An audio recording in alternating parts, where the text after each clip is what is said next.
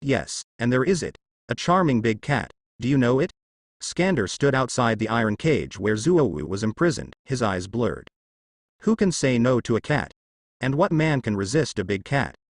Zuowu, that's a mouthful, isn't it? Getting him has ruined a lot of things for me. Unfortunately, I injured its foot when I caught it, so it has been unable to play. Skander sighed and said to Aurelius said, take good care of it, keep it away from people and treat its injuries. I hope your levitation spell is up to standard. You have to lift the cage to clean up the feces and food residue under the cage. Look at him, he is so skinny. This guy doesn't like to eat very much. Aurelius looked at the scarred Zuowu in the cage, and he felt very unhappy. Maybe it was meeting an old friend in a foreign country. In this crowd full of blonde hair and blue eyes, Aurelius could not get any, even a little sense of belonging.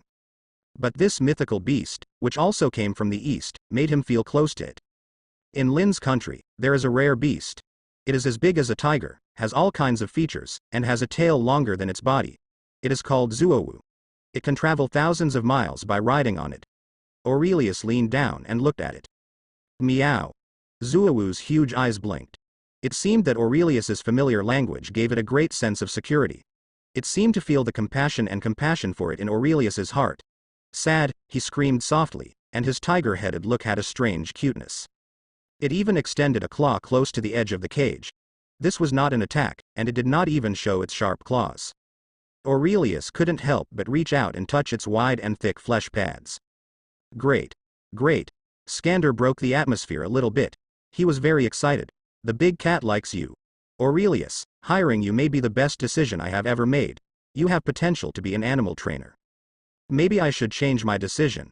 Skander couldn't help but snap his fingers. From today on, I will leave Zuowu to you to take care of me, and you don't have to take care of anything else.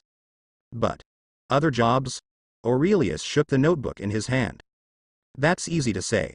Skander turned to look at the frustrated IGE. IGE, you are lucky, your job has been saved. Egger's empty eyes instantly brightened up. Oh, praise Merlin. Skander, you are really the most good man in the world. Merlin will bless you. Don't be too happy. Skander snorted, but looking at his expression, he actually enjoyed Egg's flattery. From now on, Aurelius will be your supervisor, he will watch over you for me. Don't be lazy anymore, understand? You won't have another chance. There are so many squibs who want to find a job, understand? Yes, I will definitely work hard, I will definitely. Iger kept talking, but it was nothing more than showing loyalty. After handing over the work, Skander said to Aurelius, we will leave New York probably after the freshman's birthday. Pack your gifts. When it is time to leave, I will introduce you to your other colleagues. Okay, Mr. Skander. Aurelius responded simply. His appearance was exactly the same as those students who had just come out of the ivory tower to work. Enthusiastic and driven. Very good, I'm leaving first. I hope those bastards didn't cause any trouble. After finishing speaking, Skander took out his wand and disapparated away. Finally gone, Iger collapsed on the ground as if he had suffered the rest of his life. As a squib, finding a job is not easy. If it weren't for the hard work of traveling around the circus, it would be difficult for Egger to get this job. He was not a squib in the Magnesium Kingdom's magical world. If he was fired here and thrown into the Magnesium Kingdom, he didn't dare to think about what the consequences would be. A squib with no human rights and an unfamiliar place, the tragic ending is foreseeable. For this reason, he did not hesitate to slander a wizard. As long as he could keep his job, they would almost never see each other again. Wait a minute. Egg suddenly raised his head and looked at Aurelius, who was squatting beside the animal cage, his body like a sieve of chaff. Yes, sorry sir. Aurelius turned to look at him and said indifferently, it's time for you to work, Mr. Egger. Yes. Iger trembled, quickly got up, and took the rake-like tool to fish for water plants in the Kappa water tank. Kappas are 4x level magical animals, the same level as trolls, so Kappas are very dangerous. Ordinary wizards may not be able to do it, a squib. Actually, don't worry, the circus is not dangerous. Skander had said before that the water in this Kappa's mind had been emptied. There is a special liquid in the hollow heads of Kappas that they are born with. It looks like water, but it is the source of their wisdom and power. For Kappa, this is a non-renewable resource. It has many uses and is priceless. A Kappa who loses this liquid will not only become stupid, but will also be greatly reduced in danger. The current Kappa is only of wrong level. Iger is lazy, But after working for 10 years, he knows how to do everything here. No need for Aurelius to bother. He cared more about this warm big cat than those clumsy and brainless reptiles. Don't worry, I will take you away. Every cat is free. You should not be tied up in an iron cage. Realizing that Mandarin would make Zuowu feel relaxed, Aurelius kept using gentle words. Speak to it in Mandarin. He didn't know if Zuowu could understand it, or if it was just because of his closeness to the familiar voice. But it works.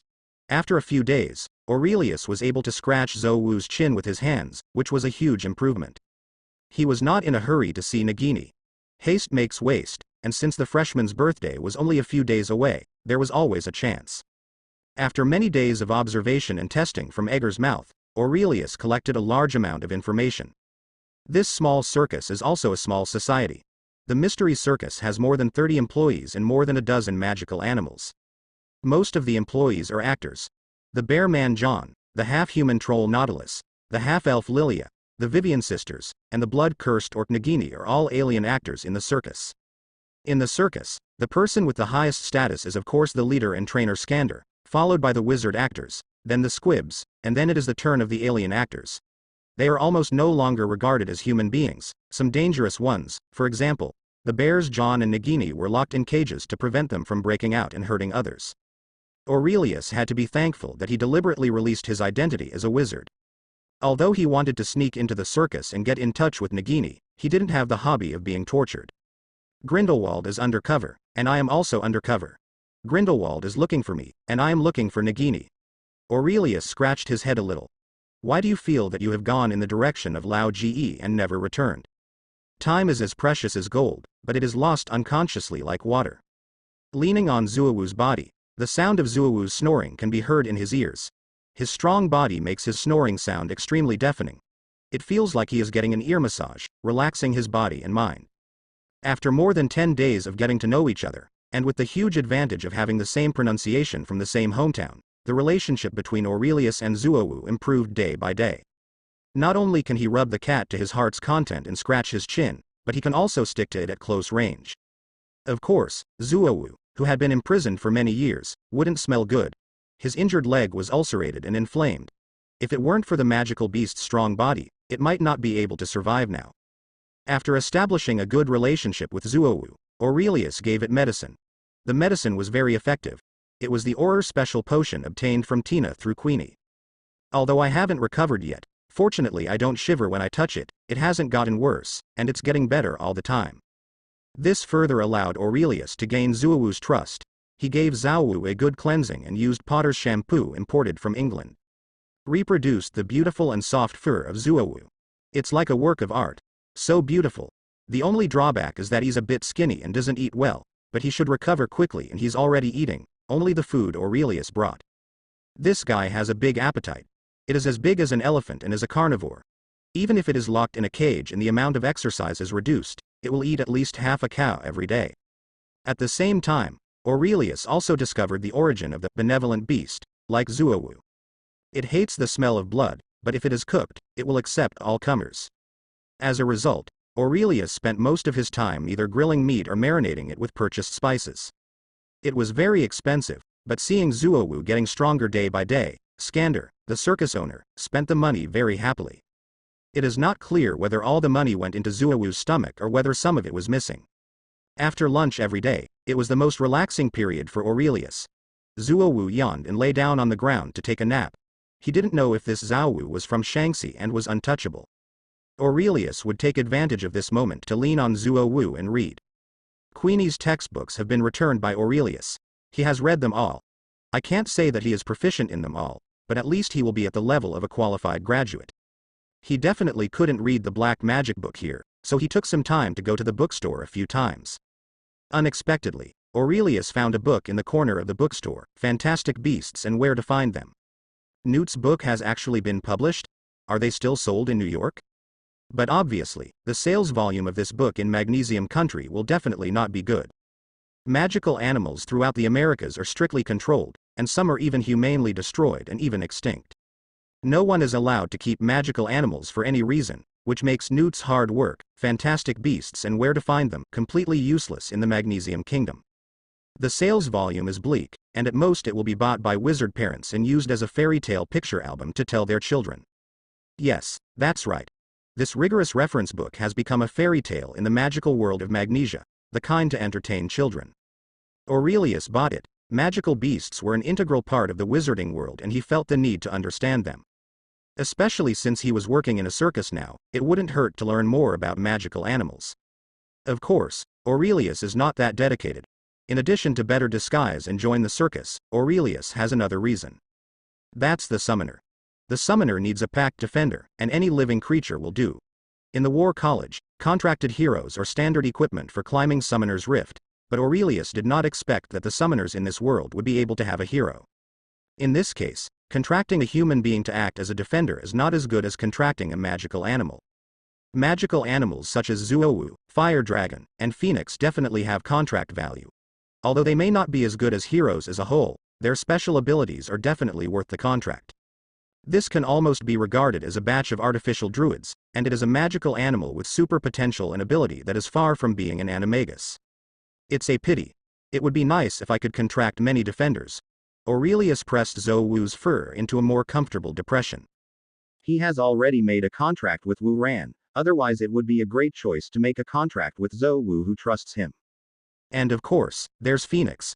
He had not forgotten that the blood of the Dumbledore family flowed through his body. There will be a Phoenix with him when he needs it. I just don't know what, when needed, means. Aurelius recalled the memory of his previous life. He had always been helpless and needed companionship, but this did not attract the Phoenix. This shows that this need condition is not so easy to achieve. Looking through the chapter about the Phoenix in Fantastic Beasts and Where to Find Them, Aurelius sighed. I am lucky if I gain it, and my fate is lost if I lose it. You can't force this thing, just let it happen. Meow ha. Zuowu seemed to be awakened by Aurelius's movements. He opened his sleepy eyes and let out a dissatisfied cry. At the same time, he opened his bloody mouth and curled his tongue to give a big slap. Yawn. Okay. I woke you up. Go back to sleep. Looking at Zuowu's mouth, the stinging tongue kept licking the fangs near his mouth. Aurelius comforted him, and Zuowu's eyelids drooped, and he rested on his 2 feet. With only crossed front paws, he fell asleep again. All this was seen in the eyes of Squib Egg, and he was a little envious. In the animal enclosure, the place near Zuowu is the cleanest. Aurelius cleaned it himself. It is easy to have a wand here. The rest of the place was still filled with filth and chaos, even if it was slightly better than when Aurelius first arrived. For this reason, Aurelius had to cast a big head-soaking spell to separate the entire animal enclosure from where Zuowu was. In the evening, after roasting a beef hind leg for Zuowu again, the boss Skander walked in with a full belly. Aurelius. You should have packed up, right? We are leaving for Madrid tomorrow, don't leave anything behind. Skander held a cigar in his hand and blew out the smoke. No problem. The suitcase is very easy to use. Aurelius patted the leather suitcase at his hand and smiled. Skander laughed. I don't have many advantages. The invisible stretch curse is my pride after founding the mysterious circus. Business has not been doing well these years. You know, Grindelwald's followers are causing trouble everywhere. If without this invisible stretching spell, it would be difficult for the mystic circus to persist to this day. No one knows what that madman is going to do. Maybe he has had too many comfortable days and wants to find some excitement. Aurelius also smiled and agreed. As for making fun of Grindelwald, is that a thing? The King of Understanding and Old Biding who control the nuclear button are still hanging in the ghost zone. Early the next morning, Aurelius was awakened by a noise. He yawned and climbed out of bed. This is a room of 100 or 200 square meters, complete with bedrooms, guest rooms, living rooms, kitchens and bathrooms. This is Aurelius' dormitory. Since joining the circus, Skander has let Aurelius live here alone. It has to be said that Skander is cruel to animals and is rude and arrogant, but he is definitely not a bad person. Especially the wizards under the opponent can be said to be treated with great courtesy. The 3 wizards, including Aurelius, all live in dormitories of 1 to 200 square meters. As for the location of the dormitory, Aurelius didn't even expect that it was actually a ship. It looks like a wooden sailboat only 30 or 40 meters long, with a huge interior space. Not only are everyone's quarters on the ship, but so are the animal pens. The Kingdom of Magnesium does not allow magical animals to enter, so the animal pens and boats can only be thrown into the sea. Aurelius has actually been on the ship for more than half a month. This also made Aurelius admire these people who deal with magical animals. Everyone seems to have mastered an exquisite invisible stretching spell. Newt has a small world with him, and Skander is no less generous. Due to his proficiency in the seamless stretch charm, Skander is also very generous with these things. Hearing that Aurelius had a lot of luggage, he gave him a suitcase without saying anything. The space inside was no smaller than his room on the ship. That's 300 to 400 cubic meters of space. This is what happened to the protagonists of those portable spaceflow novels in my previous life. Why are you running a circus with such skills? How about setting up a stall to sell storage rings? Aurelius was puzzled. You must know that even if the traceless stretching spell can be learned in many places, only a handful of people can create such a large space. Anyway, in Aurelius's eyes, Skander's opening of a store specializing in seamless stretching props would be more profitable than the circus. Open the dormitory door and you will find the cabin. Always in line with Skander's style, plenty of space. It can only be said that it is inappropriate not to have the title of Master of Traceless Stretching. You are. As soon as he went out, Aurelius met someone. After taking a look at him, Aurelius recognized him. He should be a clown in the circus. The performance was heavily painted, but Aurelius could recognize him by his size. He was really too short. If he hadn't heard Egg mention it, Aurelius would have mistaken him for a wizard with goblin blood. He was only about 1.4 meters tall and short and fat. Only those who have watched his performances know that such a chubby little man can be so flexible. Aurelius, beast tamer. Aurelius stretched out his hand. Oh. Are you the new guy? Haha, it's the first time we've met, but Skander has been saying your name for a long time. He's almost obsessed with that big oriental cat. Hello, my name is Carlos Daniel, just call me Carlos. Carlos' expressions and movements were a bit exaggerated, and it looked like an occupational disease. Clowns always make exaggerated expressions and movements to make the audience laugh. Jingle bells. Da la la, a rough voice interrupted the friendly atmosphere between the two. Aurelius turned his head, it was John the bear. Looking up close, his muscles felt even more oppressive. The scars under the snow-white fur can also be seen more clearly. John's eyes were cold, and his hands and legs were all shackled with heavy shackles, and there was even a heavy iron ball dragged behind his anklets. The iron chain and iron ball dragged on the ground, making a sound. The bored John didn't want to meet his new colleague at all, especially when he learned that the new colleague was a wizard. Carlos pulled Aurelius aside, stepped out of the way, and let John walk away with heavy steps. Don't mess with him, he has a bad temper, Carlos whispered. Aurelius had good eyesight. Although Carlos's voice was very low, he still noticed that the ears on John's head moved. Apparently such a low voice could not escape John's ears. But John didn't stop and went down the stairs to the second floor, where the squibs and strangers lived. John turned out to be a wizard too. He wasn't called that originally. I heard he was from an ancient family in the Soviet Union. Carlos couldn't help but sigh as he looked at his back. Then It was a potion accident. Carlos said softly. He used a powerful polyjuice potion, but he didn't expect that what was thrown in was the hair of a white bear, and he became like this. Aurelius frowned. Drinking polyjuice potion mixed with animal tissue? Isn't that the same as Hermione? Isn't this a permanent effect? Then he is still a wizard? Aurelius asked. Even if he takes the wrong medicine, his magic power will not be taken away. I don't know about that. I've never seen or heard of John using magic. Carlos shook his head. He is just an ordinary wizard. If he is not a professional scholar, he will not understand this at all. Are you very knowledgeable about potions? Carlos asked curiously. If that's the case, you should ask Skander to raise your salary. Injuries are common in the circus, and we need potions. No, my grades in potions class are average. Aurelius smiled, which was actually the truth. He had only been exposed to magic for 3 or 4 months. He was able to learn all the spells because of his extraordinary talent. How could he have time to study more time-consuming potions? It would probably be good to recognize him. That's such a pity. Do you want to eat? Mog's craftsmanship is pretty good, Carlos invited. Mog? A wild house elf that the boss found. Really? Then let's go together. Aurelius agreed readily. Walking out of the cabin and onto the plywood, it felt like the world suddenly became smaller. The plywood should obviously be larger, but due to the traceless stretching spell, it looks even narrower than the cabin corridor. There is nothing that can be done about it. The condition of the traceless stretching spell is that it needs a container. The splint is exposed, so naturally you cannot enjoy the seamless stretching effect. There are 3 large tables set up very roughly. In the front is the stove, with a grill and a stove. A ragged house elf is waving his arms and directing various ingredients to jump into the cooking pot. One after another fragrant delicacies floated out from the cooking utensils and were distributed to various tables. The appearance is average, but the smell, even if you just smell it from a distance, is exciting. Hey, Aurelius. Haha, my magical boy. Come on, man. Skander grinned and waved at Aurelius from a distance, motioning for him to come over.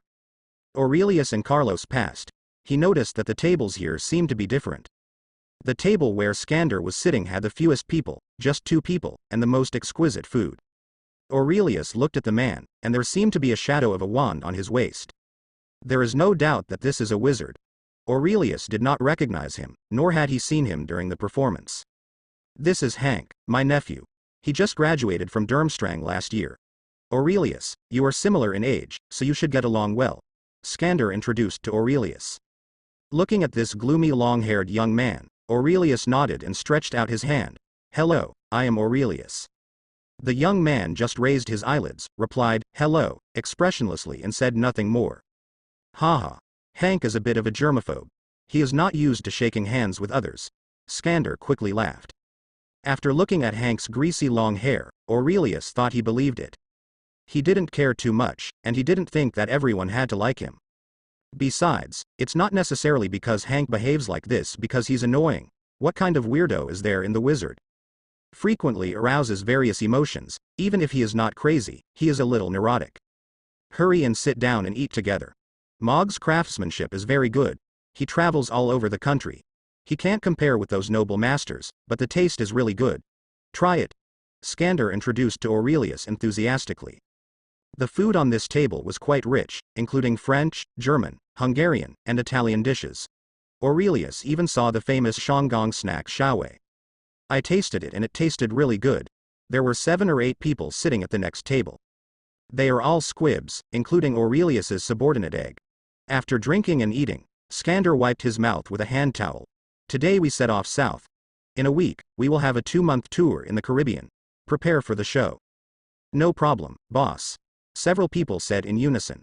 Well, also, let me remind you, especially the newbies among you, that the Caribbean is not a back garden. There are pirates, ghosts, and all kinds of monsters in the sea. I don't want you to run around and be caught by me at the dock. I saw you on the flagpole. Skander warned, especially to Aurelius. This is your first time traveling far away. To be honest, the Caribbean is not a good place for a first trip, but we need to explore the Caribbean. The tour lasts about 2 months, and we won't arrive at our destination, Madrid, until around July. Okay, I'm fine. Aurelius nodded.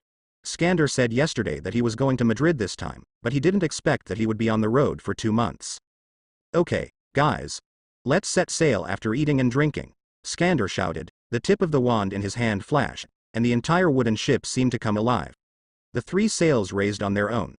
The waves outside were turbulent, and the ship the inside is as stable as the earth. Some holes were opened around the hull, and a faint smoke spewed out, covering the entire hull. This is a necessary precautionary measure. It is no different now than before. In the past few hundred years, only wizards could set foot on the turbulent sea, but now all the steel ships sailing on the sea are muggles. Brushing Zuowu's long hair, he could see the underwater fish through the open transparent window, which made the big cat so greedy that he kept scratching it with his 2 claws, which made Aurelius laughed. Strictly speaking, this is not a rush trip, but a budget trip. If you go straight to Madrid, you don't have to go through the Caribbean at all. But the Mystery Circus is a business group, and they will not miss any opportunity to make money. The Caribbean has been a place of chaos since ancient times, especially since the beginning of the Age of Discovery, where dragons and snakes were mixed. Criminals, the military, muggles, wizards, and countless strange people and rare animals. In recent hundreds of years, the Caribbean has also been a relatively densely populated wizarding area. And it is different from other wizard gathering places in the world. The Caribbean has the most numerous small islands. Some islands were discovered, occupied, built and hidden by wizards, become a paradise for wizards.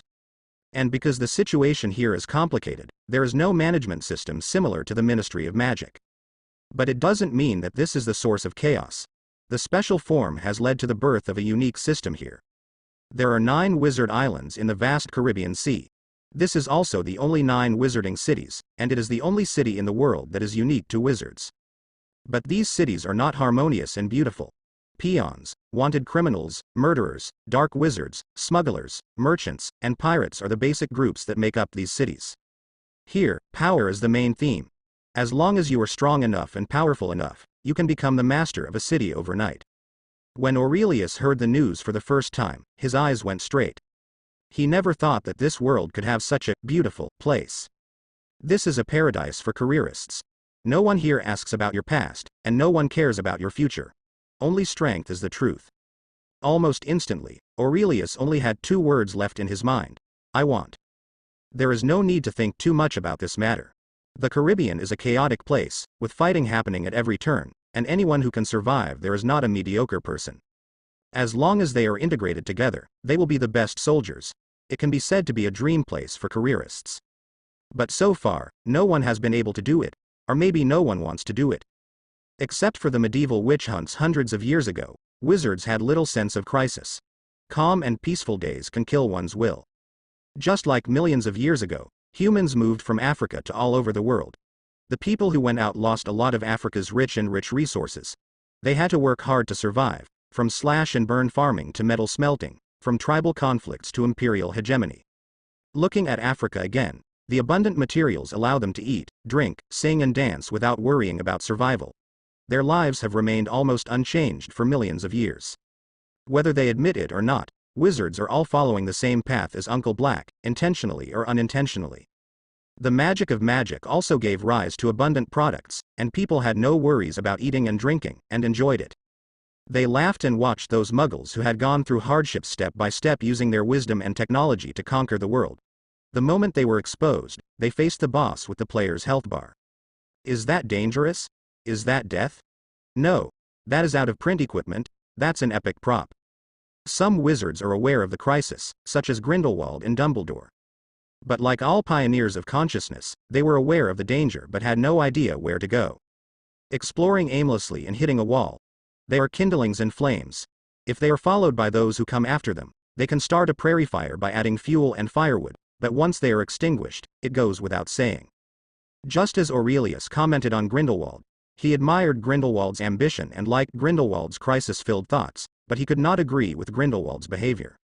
To put it bluntly, for the sake of internal fighting, Grindelwald is still stuck in the Zhanyao surrendered to the merchants, and Fengming Kashan in the Shah, Shang and Zhou dynasties. The Yin Corpse Qilin election. It's a shame he could think of it. Sailing on the ocean is boring. This is true even if it is a magical sailing ship. Compared with the rapid technological development of muggles over the past hundreds of years, many magics of wizards still remain hundreds of thousands of years ago. Hundreds of years ago, wizards' magic ships played tricks on the muggle fleet, and even the taillights could not be seen. But now, just from New York to the first wizarding city in the Caribbean, it still takes nearly a week as it did hundreds of years ago. The first stop they are going to is called Siren, in the name of Siren. It is a coral reef island located in Cape Canaveral, east of Florida. It is the only place in all of North America that produces sirens. Strictly speaking, Siren Island is not in the Caribbean Sea, but in the Atlantic Ocean. But as the northern gateway to the Caribbean for wizards, Siren Island is naturally included. Compared to other wizarding cities in the Caribbean, Siren Island is more peaceful and orderly. Magic merchants from all over the world gather in Siren City to buy or sell items. Not everyone has the guts to venture into the Caribbean. According to the circus performance plan, they stayed on Siren Island for the longest time. In the dense iron cage, Nagini curled up at the window, hugging her legs, and stared at the sea with her beautiful eyes. Among all the aliens, only Nagini was locked in an iron cage with a large number of magical animals. This is her punishment. About 6 years ago, Nagini transformed into a python and escaped in the middle of the night, almost biting Skander. The furious Skander threw her into an iron cage, and she had to perform in the iron cage even if she performed. Of course, Skander's statement is that these low-level aliens always like to cause trouble. It's the same when John the Bear is chained and Nagini is put in a cage. Nagini is not a witch, or she does not understand magic. Nagini in human form is harmless to humans and animals. Her danger comes from the animal nature of the blood curse that transformed her into a giant python. Skander didn't know much about the blood-cursed orcs. He only told Aurelius when he was drunk and burping. There are two souls in her body. When she was a human, the animal nature of the python was constantly eroding her. When she was a python, the animal nature would only have a greater impact on her. In order to prevent her from turning into a python and hurting others when she fell asleep at night, Nagini had to rest in a special iron cage. The same goes for performing. Skander did not ban Nagini from leaving the cage, but Nagini didn't like everyone here. She didn't go out by herself, and stayed alone in the cage when she wasn't performing. But as long as she didn't resist the show, Skander didn't care. It was through several similar exchanges that Aurelius realized that Skander was not that bad. He is just a rude ordinary wizard living in this era. It is a common knowledge among wizards in this era that aliens are inferior people. Skander was also very proud to tell Aurelius that he had given these lowly people a bite to eat. At least from Skander's perspective, not only is he not bad, he is also a great good person. But in the minds of these strangers, this is not the case. Nagini longs for freedom. She was captured from the Indonesian jungle as a child. Torture, tame. Didn't take it seriously at all. It's strange that this kind of upbringing didn't make her hate the world, but it definitely couldn't stop her desire for freedom. She has never had freedom. Would you like a drink?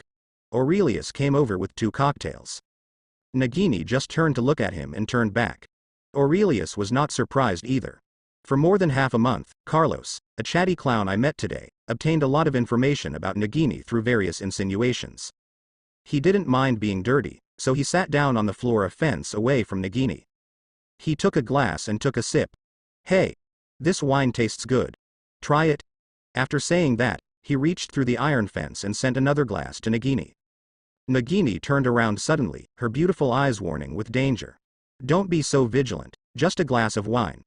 Aurelius reached forward and planned to put it on the platform of the window in front of her. Hiss. Nagini's head suddenly turned into a huge snakehead. The bloody mouth revealed 4 fangs, and the forked snake letter almost reached Aurelius's arm. Just looking at it makes me want to talk. Aurelius's arm instantly turned into silence and dispersed, and Nagini bit into the empty space with a loud noise, which probably made her teeth hurt from the shock. Don't bite. Just calm down. The dissipated arm seemed to turn into rubber and circled Nagini's mouth twice, and finally made a shish gesture on Nagini's closed mouth. Nagini was stunned for a moment. As soon as he became angry, Aurelius withdrew his arm, and the cocktail was already placed in front of Nagini. Nagini regained her human face, her brows full of anger. Are you humiliating me? Don't say it so harshly. Didn't you want to bite me first? I gave you a drink with good intentions, and you still bite me. If you want to humiliate me, are you also humiliating me? Aurelius smiled and took another sip. Nagini's chest heaved, and she suddenly grabbed the wine glass and poured it into her mouth. Then she slapped the wine glass on the windowsill.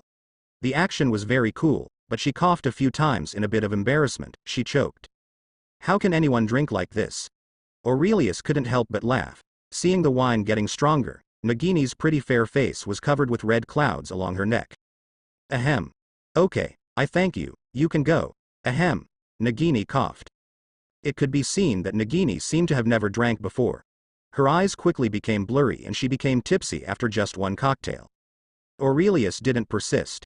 He smiled and said, appropriate alcohol can make people relax. Don't be too tense. Have a good dream at night. After saying that, he picked up his wine glass and said, after drinking it all and waving his hand, Nagini's wine glass flew out of the cage. 1 in each hand, he slowly left while humming an unknown tune. Nagini looked at Aurelius's back. She didn't know what the newcomer wanted to do. Nagini knew it. Although she had never been free, she had seen all kinds of men, and she also knew that her face was beautiful. But the way Aurelius looked at her was different from those full of pure desire. No matter how you see it, although the blood curse is a curse, it also gives Nagini beast-like intuition. Especially the brief confrontation just now, the flash of danger made Nagini very concerned. A good start. Aurelius was in a good mood. There's an art to striking up a conversation, and unfortunately, Aurelius doesn't understand art. In his previous life, he spent most of his time in a hospital bed. In his previous life, he was a dull man who couldn't be beaten with 3 sticks. But there is no way. What he wants to do requires him to communicate. Some of his ideas must be implemented with Nagini's active cooperation. He deliberately showed off his differences to make Nagini discover and become suspicious. This will provide a good opportunity for their next contact. Haste makes waste, and Aurelius did not quickly prepare for the next conversation. He had to let Nagini react for a while. Hey, man, that beautiful snake is not easy to mess with. Carlos looked at Aurelius teasingly. It was fine in the first 2 years. She could take the initiative to control it, but now if something goes wrong, it will turn into a big thing more than 10 feet long. Aurelius smiled. I've heard of the blood-cursed orcs, and I'm a little curious. It's normal. You have just graduated at your age and are very curious about everything. If you could stay in the group for 3 or 5 years, you wouldn't be like this. Carlos looked like he had been through this before. He wanted to hug Aurelius's shoulder, but his height meant that he could only pat Aurelius on the back. Oh. Have you seen many blood-cursed orcs? Aurelius asked, pretending to be casual. Well. Dozens of them. That's a big family. In Egypt, they run a zoo. You know the zoo, right? A Muggle thing. They just use a bunch of iron cages to lock up the animals for people to visit. It sounds a bit like our circus. Aurelius pretended to be a newbie. It's still different. The circus is a performance. Carlos said happily, it's more like an animal enclosure for people to watch. But that family is very similar to our group, because the animals there are all his grandparents, father, mother, 7 aunts and 8 aunts. Carlos couldn't help but laugh as he spoke. Aurelius couldn't help but frown. Is this funny?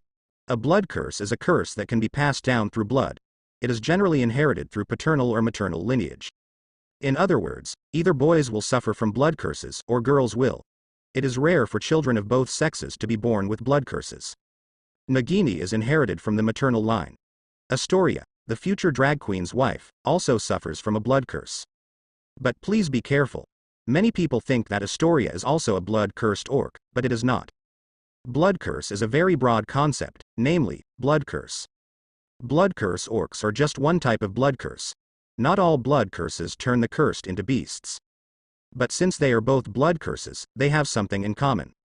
For example, the gender inheritance just mentioned. If it is a maternal blood curse, then the boys in the family will not be cursed. And Carlos said that the blood-cursed orc family he saw in Egypt was not divided into men and women.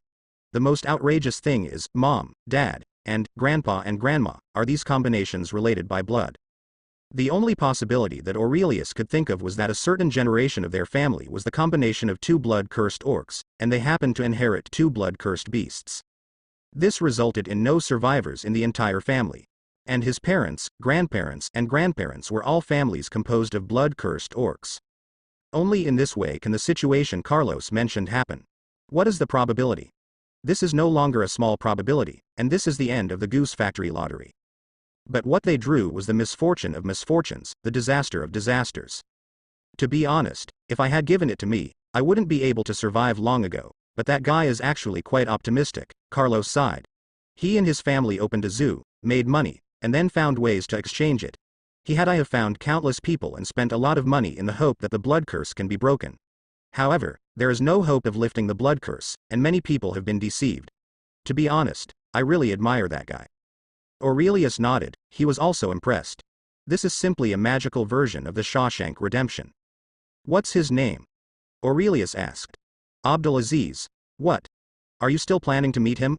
Carlos looked at Aurelius in surprise. Then I advise you not to bother, it's been several years.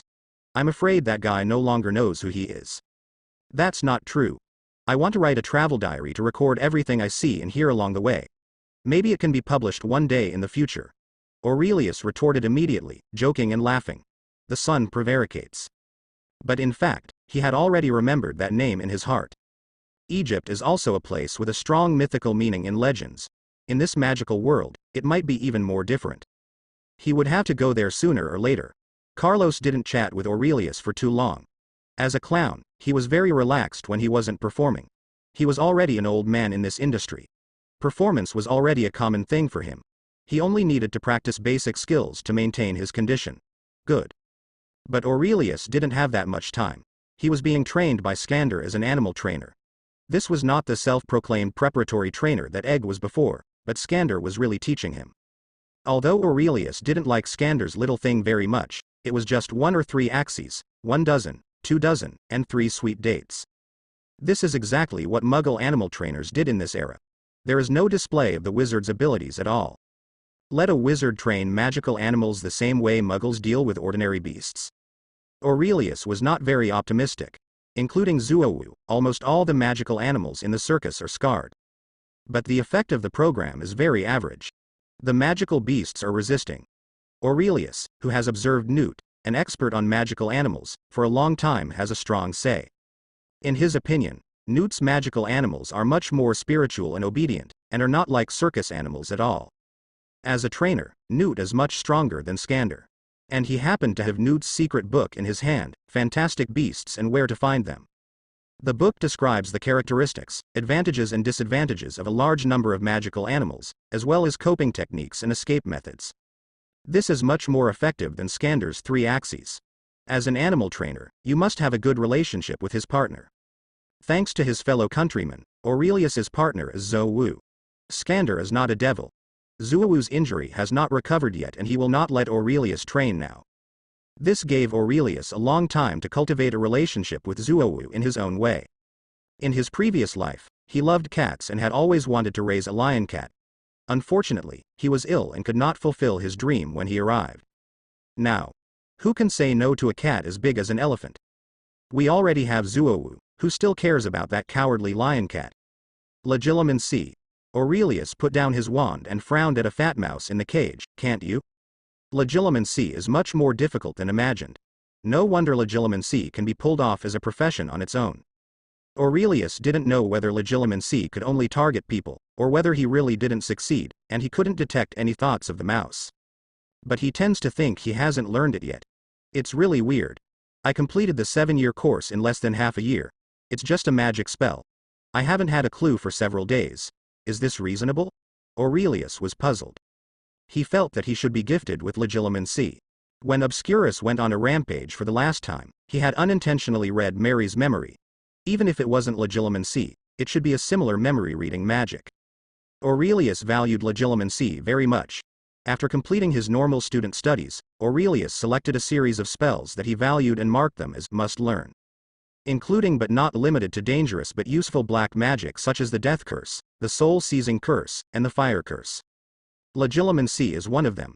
The powerful power gave Aurelius the confidence to overturn the table at any time, but if he wanted to control the rules, he could not break them wantonly. It's easy to break the rules, but hard to rebuild them. In this case, legilimency, which can see through people's minds, becomes very important. Aurelius shook his head and couldn't think of anything, so he might as well ask an expert for advice. He took out a full-length mirror as high as a person from the suitcase given to him by Skander. It was very beautiful and had a pattern on the frame. Mysterious yet beautiful lines and carvings. "Queenie, are you there?" Aurelius called softly to the mirror. Soon, the mirror surface was like a small stone thrown into the calm lake surface, causing ripples. Queenie's image in her pajamas emerged from the mirror. The double-sided mirror is a magical prop invented by an alchemist hundreds of years ago. It consists of 2 mirrors. By calling the holder of the other mirror through the mirror, an image can be formed, achieving the effect of a video call in the past life. This is a very precious magic prop. There are only a few existing ones, and the production method has been lost. But by chance, Queenie knew the whereabouts of a pair of double-sided mirrors, which were found by Aurelius, who used them to contact Queenie and control New York remotely. "Is something wrong, Aurelius?" Queenie asked. "Legilimency, can it only be used on people?" Aurelius asked his question directly. "Of course, I think the description in the textbook is very clear. Use magic to study other people's multi-layered thoughts to make correct interpretations." Queenie nodded. Aurelius frowned. He didn't think so. Cats and leopards also have legilimens abilities. How many people can they meet? If it can only affect people, then cat-leopard's ability is purely a dragon-slaying technique, which can be seen and used but has no place to use. This is unreasonable. The legilimency ability of the cat-leopard must be used for hunting and avoiding natural enemies. Cat-leopard can do it, so why can't the legilimency spell work? "Queenie, teach me." As a natural legilimency master, Queenie learned legilimency without a teacher. Although she wasted her talent somewhat, it was enough to teach Aurelius. After some verification, Aurelius confirmed that he had learned legilimency, but he still could not read the mouse's memory. "Is it true that you can't read it?" "Impossible. The reason why I can't read Obscurial is that it has no memory at all. As a mammal, mice cannot have no memory. If you have memory, why can't you read it? If you can't read it, it means your understanding of legilimency is not in place yet. Being a rabbit is stubborn, If you can't kill your opponent, it must be because your firepower isn't strong enough or fierce enough. Aurelius became obsessed with legilimency. He also has a purpose for studying legilimency, not just to be able to read people's minds. He also wanted to use this magical property to be able to communicate with magical animals. This was not a joke, but he really thought it was possible. Legilimency can read memories or construct false memories. Aurelius remembered that in the future, Voldemort used legilimency to convey to Harry Potter an illusion that his godfather was in the Department of Mysteries. The essence of communication is the exchange of information. Legilimency can read and send information, so why is it not considered communication? It's still the highest level of divine friendship. Many misunderstandings are caused by the inability to communicate. If he could communicate with magical animals, he might be able to control them in some simple way. Well, there is no doubt that they refer to Zuowu and the phoenix that has not yet arrived. However, this is still a waste of time and cannot be rushed. Fortunately, drifting on the sea, Aurelius had plenty of time. He maintained a good work and rest habit. In addition to sleeping and eating, he spent the whole day in the animal enclosure with Zuowu, and he practiced magic spells by the way. The big cat Zuowu's injury on his leg healed a lot, and his energy level also recovered, and then he started to act mean. This small iron cage became its amusement park, jumping up and down, and from time to time, when Aurelius was practicing seriously, he suddenly jumped out from behind, opened his mouth, stood upright, flapped his two paws, and then jumped up and down before Aurelius got angry. He ran away again. Cute and cheap. It's just a poor mouse in a small cage. Not only does it have to be targeted by Aurelius every day, but it also has to face a giant cat in fear. Aurelius was not frightened by Zuowu's several pranks. Instead, the mouse was so frightened that it collapsed on the ground, like a cucumber strip. Mouse. Who knows about my family? Aurelius kept waving his magic wand at the mouse, causing it to jump up and down mischievously. All this was watched by Nagini in an iron cage not far away. Ever since that cocktail, Nagini had been wary of Aurelius. Not only has that dangerous feeling not been forgotten over time, but it has become increasingly clear and ingrained in my mind as I continue to recall and think about it. Aurelius was right next to him. How could Nagini resist observing him? Nagini hid it well, and she didn't think Aurelius found out. But Nagini was naive. How could she know how powerful magic is without ever learning magic? What ability does something like Moran have that she has never heard of? Nagini peered at him. He had always known that this was what he wanted. You are practicing magic? Nagini couldn't hold it back after all. Of course, magic is vast and profound. How can you be lazy if you want to explore the true meaning of magic? Aurelius nodded. He dared to practice legilimency in front of Nagini, which must be said to be very bold. The best way to defend yourself against legilimency is if you know he knows legilimency. Concealment when casting spells is a feature of legilimency, but it would be much better if you were prepared in advance. But Nagini didn't know legilimency, and Aurelius didn't shout the spell out loud, so he wasn't worried. Are you not a wizard? Nagini fell silent again after asking. Aurelius would not let go of this opportunity, so he asked casually. I was arrested when I was 9 years old. Do you think I have a chance to go to school? Nagini looked at the dark ceiling and laughed to herself. Aurelius glanced at her. This is not good. I must say, you are lucky. Lucky. Being imprisoned, being abused, having to face those eyes, and facing a future where you have to become a monster, you call this luck? Nagini looked at him sarcastically. Aurelius didn't care, but nodded again. Of course, luck depends on the comparison. The blood curse is unfortunate, but at least you are still alive. If you suppress your magic power unconsciously, it will become a more terrifying monster and more painful. Nagini snorted. I don't think anything could be worse than this. Moran. What? A monster born from repressed magic power. It will continue to devour the host, everything. Spirit, vitality, you have to face its bewitchment and torture all the time, suppress it, and control it. Aurelius looked far away. But as you get older, it will become harder and harder to control you. The pain will increase day by day, and you will not be able to sleep, because once you fall asleep, you will turn into a demon. Eventually, usually around the age of 10, you will be completely unable to control the Obscurus. It will break out of the body, just like the soundless bird that sings the most beautiful voice in its life before dying. Obscurus will cause the most terrible disaster and damage, and then drag the host to die together in the ultimate disaster. Nagini opened her mouth wide. This Captivity, abuse, and being unable to go to school are factors that can easily induce Obscurus. You don't have it, so you are lucky. Aurelius returned to smiling. Nagini shook her head and laughed at herself. Thinking about it this way, I seem to be very lucky, but she looked at Aurelius again. Only if what you say is true. What's worth lying to you about? Obscuras were very common hundreds of years ago. Too many wizards were persecuted, which led some wizards to deliberately suppress their magic power and generate obscures. Aurelius smiled. Nagini seemed to have caught the loophole in Aurelius's rhetoric. Hundreds of years ago. Does that mean it's rare now? It can be said that hundreds of years ago, silence occurred frequently because muggles and wizards hated each other, and various persecution of wizards led to all this. However, now because of the Secrecy Act, wizards and muggles rarely come into contact. Obscurus will naturally become less common. Then how do you know so much? Nagini asked. Aurelius seemed stunned, and he didn't speak again. Nagini looked at him, suspicion rising in her eyes. After a long time, Aurelius chuckled. Ha! There's nothing that can't be said. He looked at Nagini, and his arm slowly dissipated, like ashes burned by flames, and turned into a hand-shaped wave. Black mist, this is Obscurus. Nagini's eyes widened. Here we come. It's that dangerous feeling again.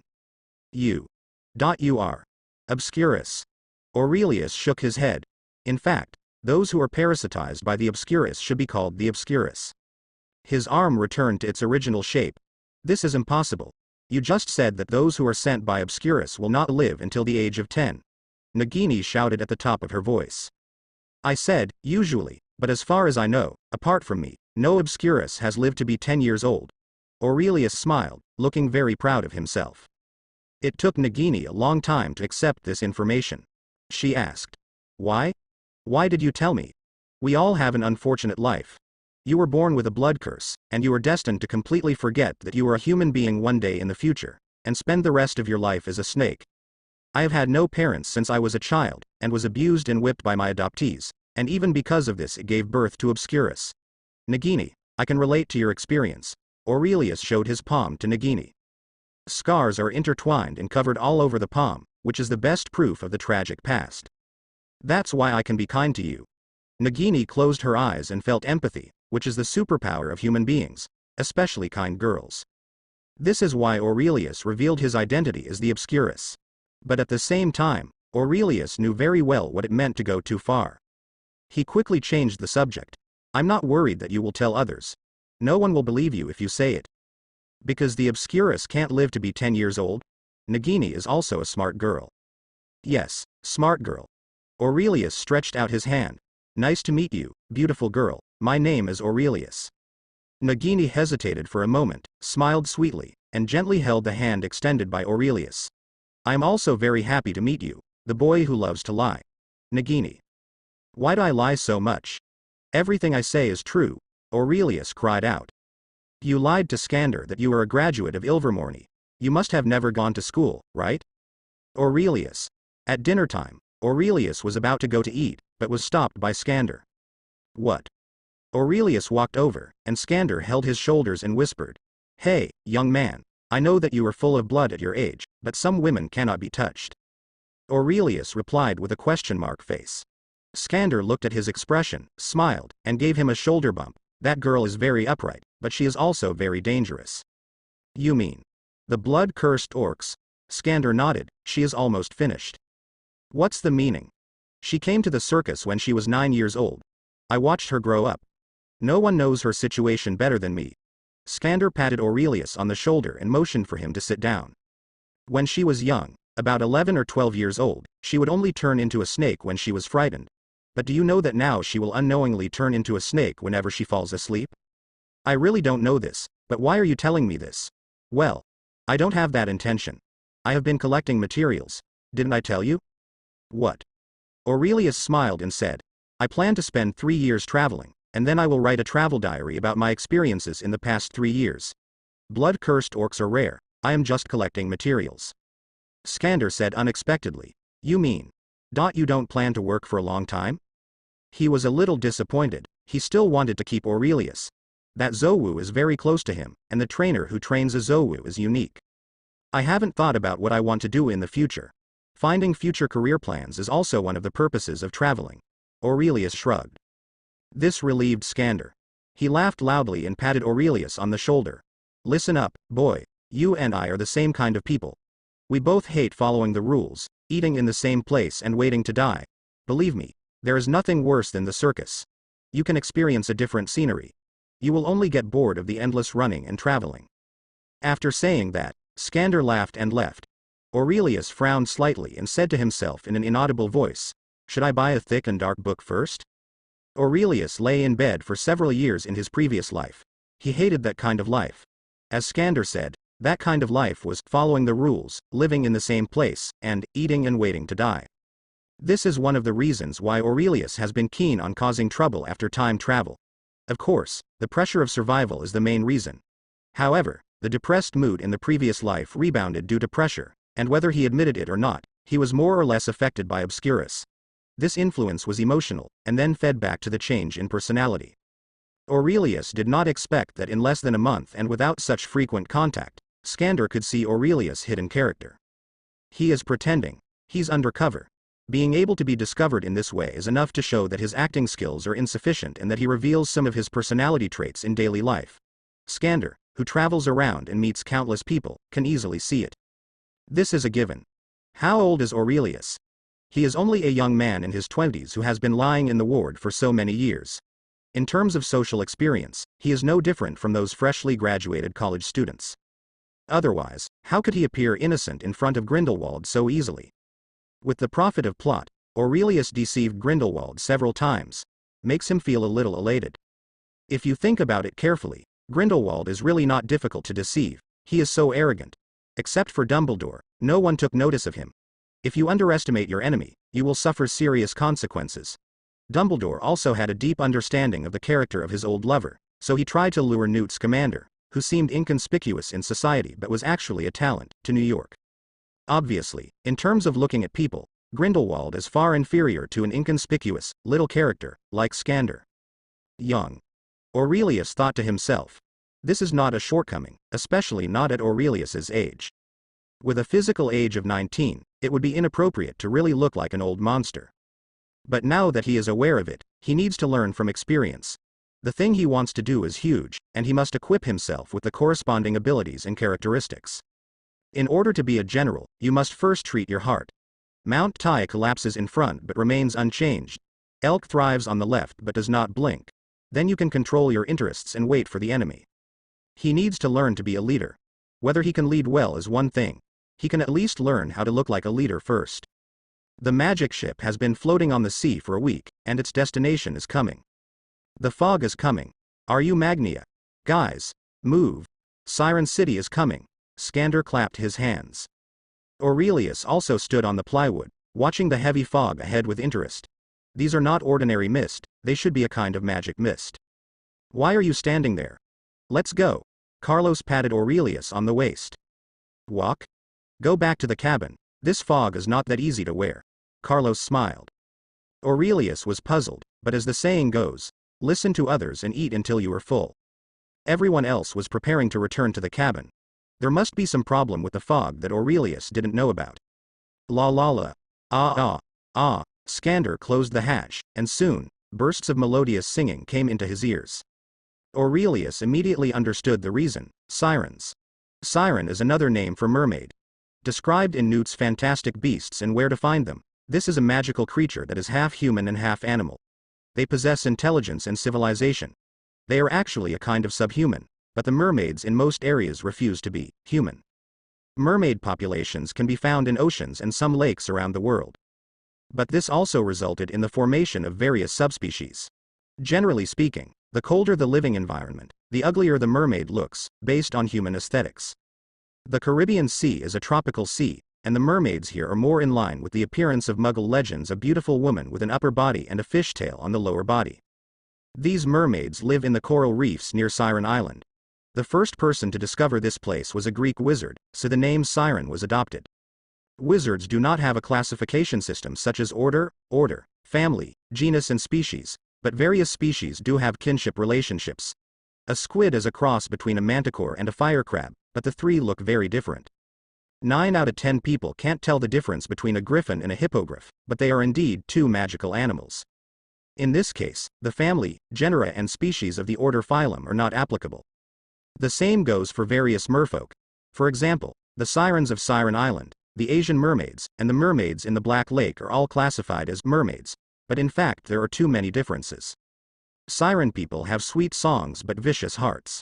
Their song was very beautiful in the water, just as Aurelius heard it now.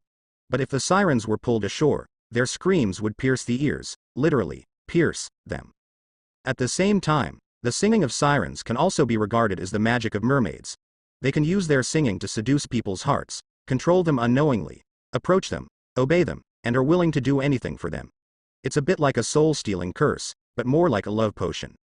Love of music is the hobby of most mermaids, but only the sirens' singing has such an effect. Sirens used their songs to lure sailors into the sea. Legend has it that the siren would tempt sailors to crash the ship into a reef, and the people on board would become the sirens' food. But this is not right. The sirens' diet did not include humans.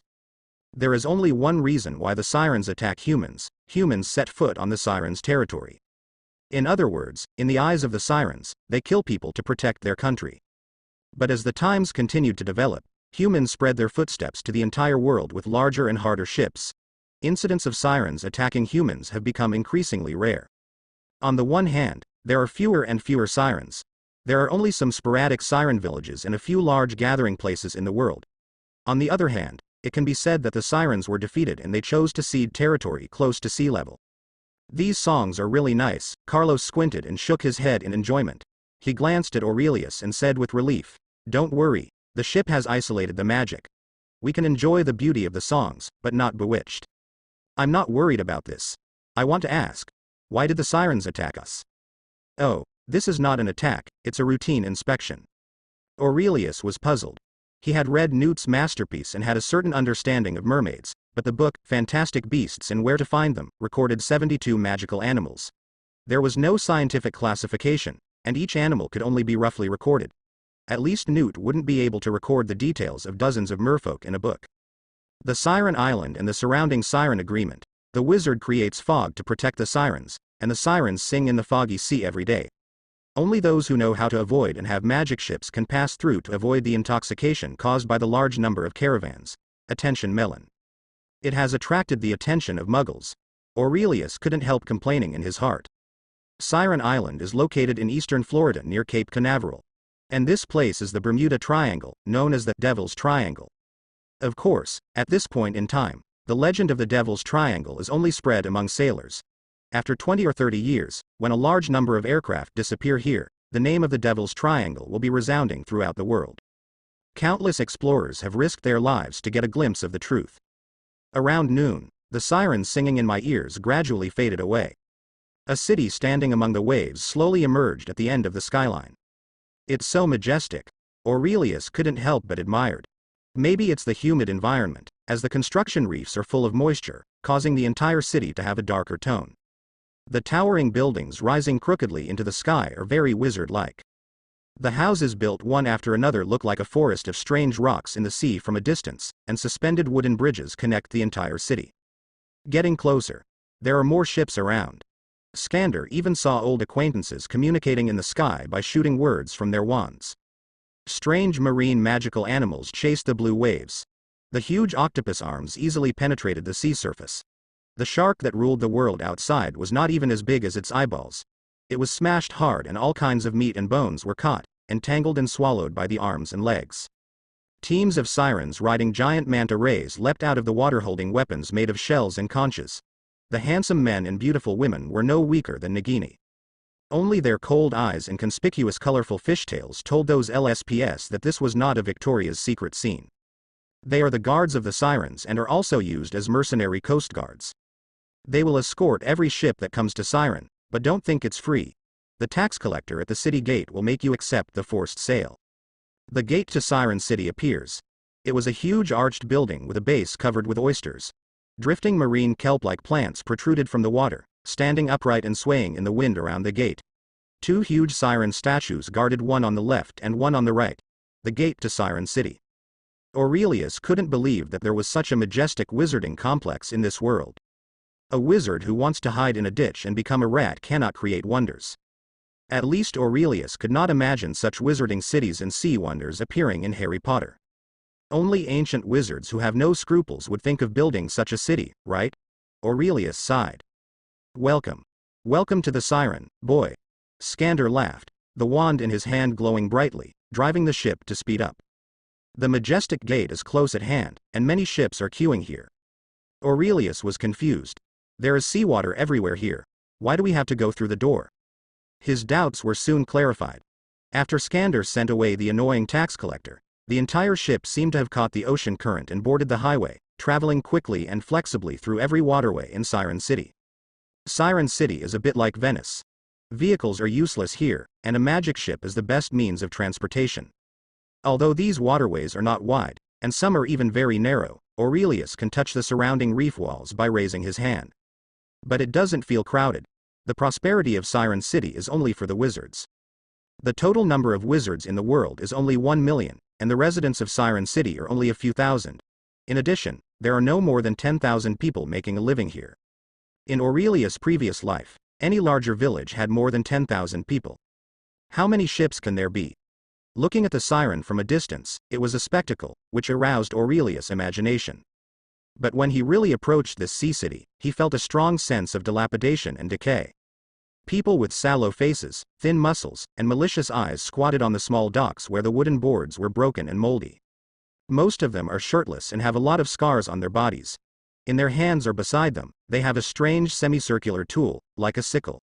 Behind the handle, there is usually a coil of rope. This is the Siren's lower city. Suppress your curiosity and don't run around here. Skander warned Aurelius. The people here are all truly vicious people. They have drug addicts. There are murderers and wanted pirates. These people will do anything for money. Any stranger who walks in here will become their prey. They will kill you and take everything from you, including your naked body. If you are devoured by the ghouls here, your bones will be stewed in soup and sold. Damn it. So cruel. I have a question. What is a ghoul? A ghoul? No, it's people. Carlos interrupted. They are not human beings. Skander corrected. They are cultists who sacrifice their souls to the devil of the deep sea. They believe in a legendary deep sea devil called Kraken and feed the beauties of the deep sea with their own flesh and blood. These half-human, half-ghost these guys are terrible. They want to eat human corpses constantly. They think this will make them grow flesh and blood faster. It's really disgusting. These people are crazy. Most of them don't have much money. They hang out in the lower city. Only here is a steady stream of corpses for them, and these scum of the lower city are willing to have someone help them dispose of the corpses. In this way, the ghoul has become a part of the lower city. Aurelius frowned. The situation in Siren City was indeed a bit beyond his imagination. It's not an exaggeration to call such a place a hell on earth. I can't believe that Siren City is the safest and most orderly one among the 9 cities in the Caribbean. Pass through the gloomy lower city and follow the magical ocean current through the towering buildings.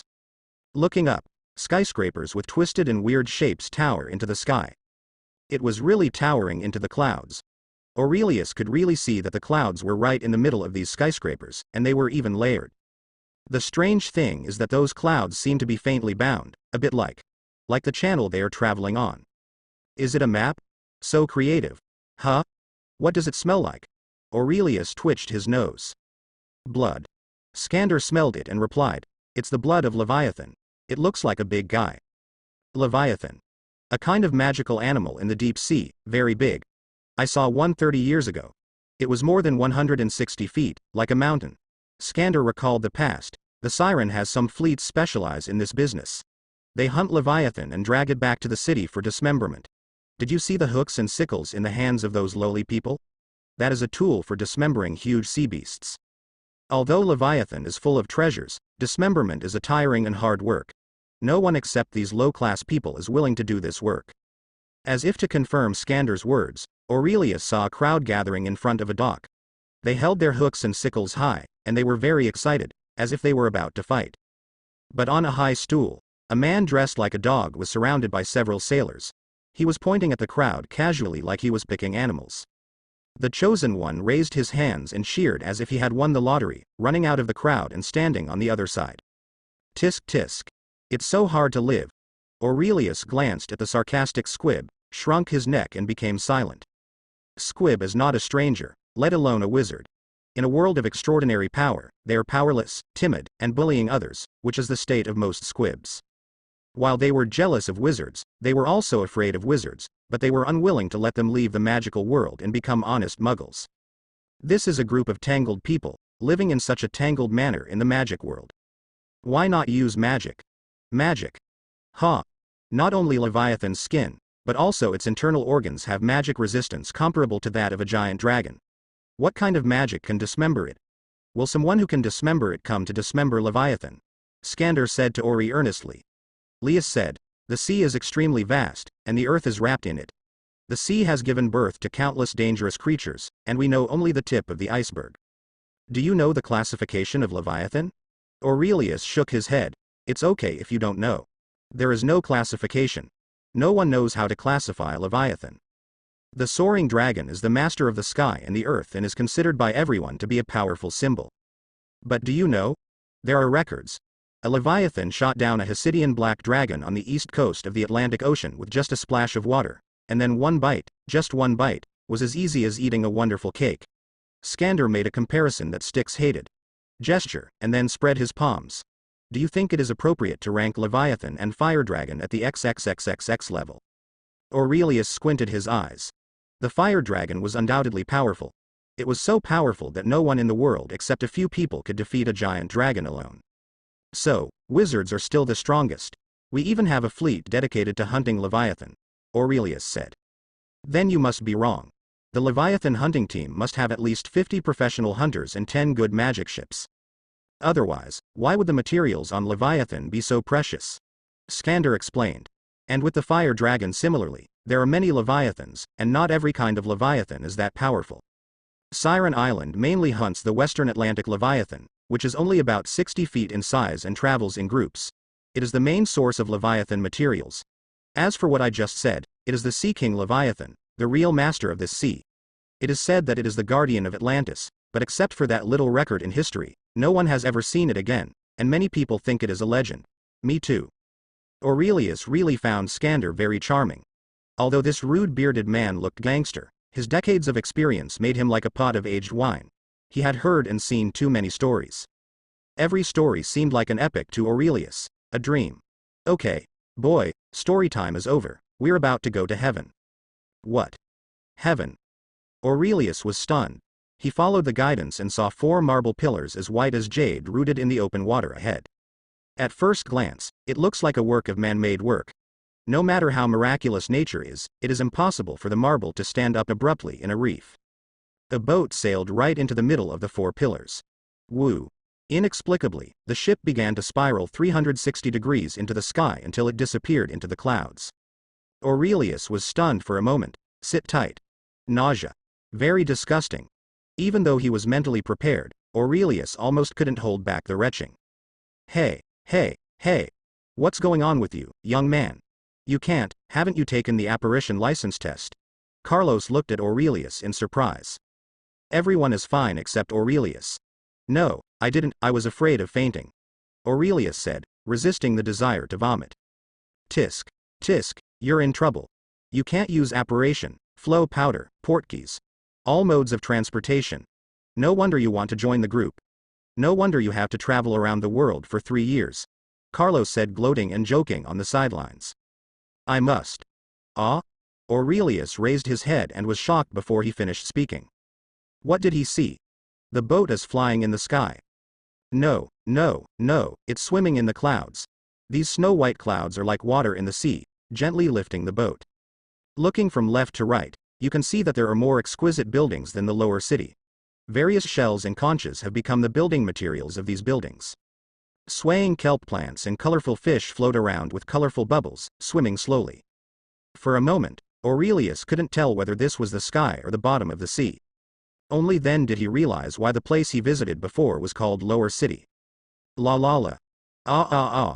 Like the sirens singing heard in the foggy sea, a statue of the sirens dances in the fountain. A huge sign is suspended above the statue, Fishman Pier. Okay, guys, we're here. Carlos, take the people and set up the place quickly. It's getting late. We will have the first show tonight. The wooden boat the circus was riding in docked, and a magic chain flew over from the dock and automatically wrapped around the ship's bolts. A door slowly appeared on the side of the ship, and a passage stretched out on the side of the road. Carlos and a few squibs started moving, and they began to move things down from the ship, which were all kinds of juggling props. Aurelius, keep an eye on the animal enclosure. This is the performance list. Bring your people back to the performance backstage on time. After finishing speaking, Skander felt a little worried. This is your first time to participate in a performance. Go get familiar with the back end and don't make mistakes. Aurelius took the parchment, glanced at it, made a gesture, and left to the cabin with his direct subordinate, Egg. The circus boat is full of magic. It is not only the circus's vehicle, but also their mobile hotel and mobile theater. However, the performance venue on the ship is smaller. It is Skander's early work and can accommodate a small audience. The circus rarely uses it for performances now. Skander has a newer magic tent. But there was no square in Siren City for them to set up, so they had to use the theater on the ship again. There are 5 floors on the ship. The top floor is Skander's own residence and the control room of the entire ship. The second level is the residence of the 3 wizards, which leads directly to the outside deck. The third floor is other people's dormitories. The 5th floor is the warehouse and animal pen. The 4th floor in the middle, which few people go to, is the theater used for performances. Boss, the front is the theater, and this is the backstage, Egger said flatteringly. This squib has become submissive these days. The more indifferent Aurelius is, the more scared he is, the more frightened he is, the more flattering he is, the more flattering he is, the less he wants to make Aurelius angry, and the more meticulous he is in completing his work. It's purely to scare yourself, but Aurelius was happy to see it work. I walked around the theater and took note of some key points, including entry and exit, dressing rooms, and the most important magical animal waiting area. He doesn't have to perform. All he has to do is bring animals here who are going to perform. This job is still very easy. After looking at the performance list that Skander gave him, today is considered a preview. There are only 9 performances in total, 3 juggling, 3 alien performances, and 3 magical animal performances. Today we're going to have Kappa, Charmander, and Martin. They are not difficult magical animals. The Kappa poured the water and was just a fool. He would do whatever he asked. If it wasn't a bit ugly, this would definitely be the circus's favorite magical animal. Charmanders have the same violent temper as fire dragons. Fortunately, they don't have the power of fire dragons and can be easily handled in a cage. The real trouble is a marten called Layla, a marten that looks just like a ferret, only much larger. What's really amazing is that the marten can talk. For most martens, they can only say a few stupid words, but Layla is different. I don't know where Skander found this magical little guy. What Layla is going to perform next is actually a talk show. Lila, your performance is tonight, are you ready? Aurelius came outside Lila's cage. This cage is almost the same as Nagini's. It contains a bed, a dressing table, and even a large wardrobe filled with custom-made performance clothes. A marten over 1.5 meters long lay lazily on the bed and slept soundly. It was Layla. Upon hearing Aurelius' words, Lyra impatiently covered her ears with her paws. Layla. Don't make any noise. Zhengshang is here. Lila's voice was a bit sharp, like a little girl's. Aurelius was amused and said something sarcastic. I hope you can still say that when the whip hits you. What? A whip? Layla trembled, jumped up from the bed, straightened up, put her little paws to her mouth like a human being, and coughed softly. Layla is the best actor. Nothing can go wrong. That's good. Aurelius nodded, turned and left. Layla usually doesn't belong to him, and Iger takes care of her. He just came for a routine checkup. The evening's performance was a great success. Different from the barren and dilapidated lower city, the upper city is full of decent people, most of whom are businessmen. These wizard businessmen from all over the world are generous, and they will not be stingy with a few Kraken coins to watch a show. By the time the show ended, it was almost midnight. The performers were very tired and took a break early. They had to perform here for several days. Aurelius was relieved. After reading for a while, Aurelius planned to go out for a walk. Carlos had the same idea. This is not the first time I have come to Siren. About 10 years ago. I am just like you now. I just joined the group not long ago. I never thought that there is such a city in the world. This is what I heard from my old man. I will never see Dad go to work for the Ministry of Magic, which also solidified my idea. The Sirens at night are even more dreamy. The lower city has gathered all the sin, dilapidation and twilight of Siren, making the upper city a dream. The sky is full of stars, and there are flowing clouds and mist under your feet. Sea fish swim in the bubbles, just like flying birds, full of agility.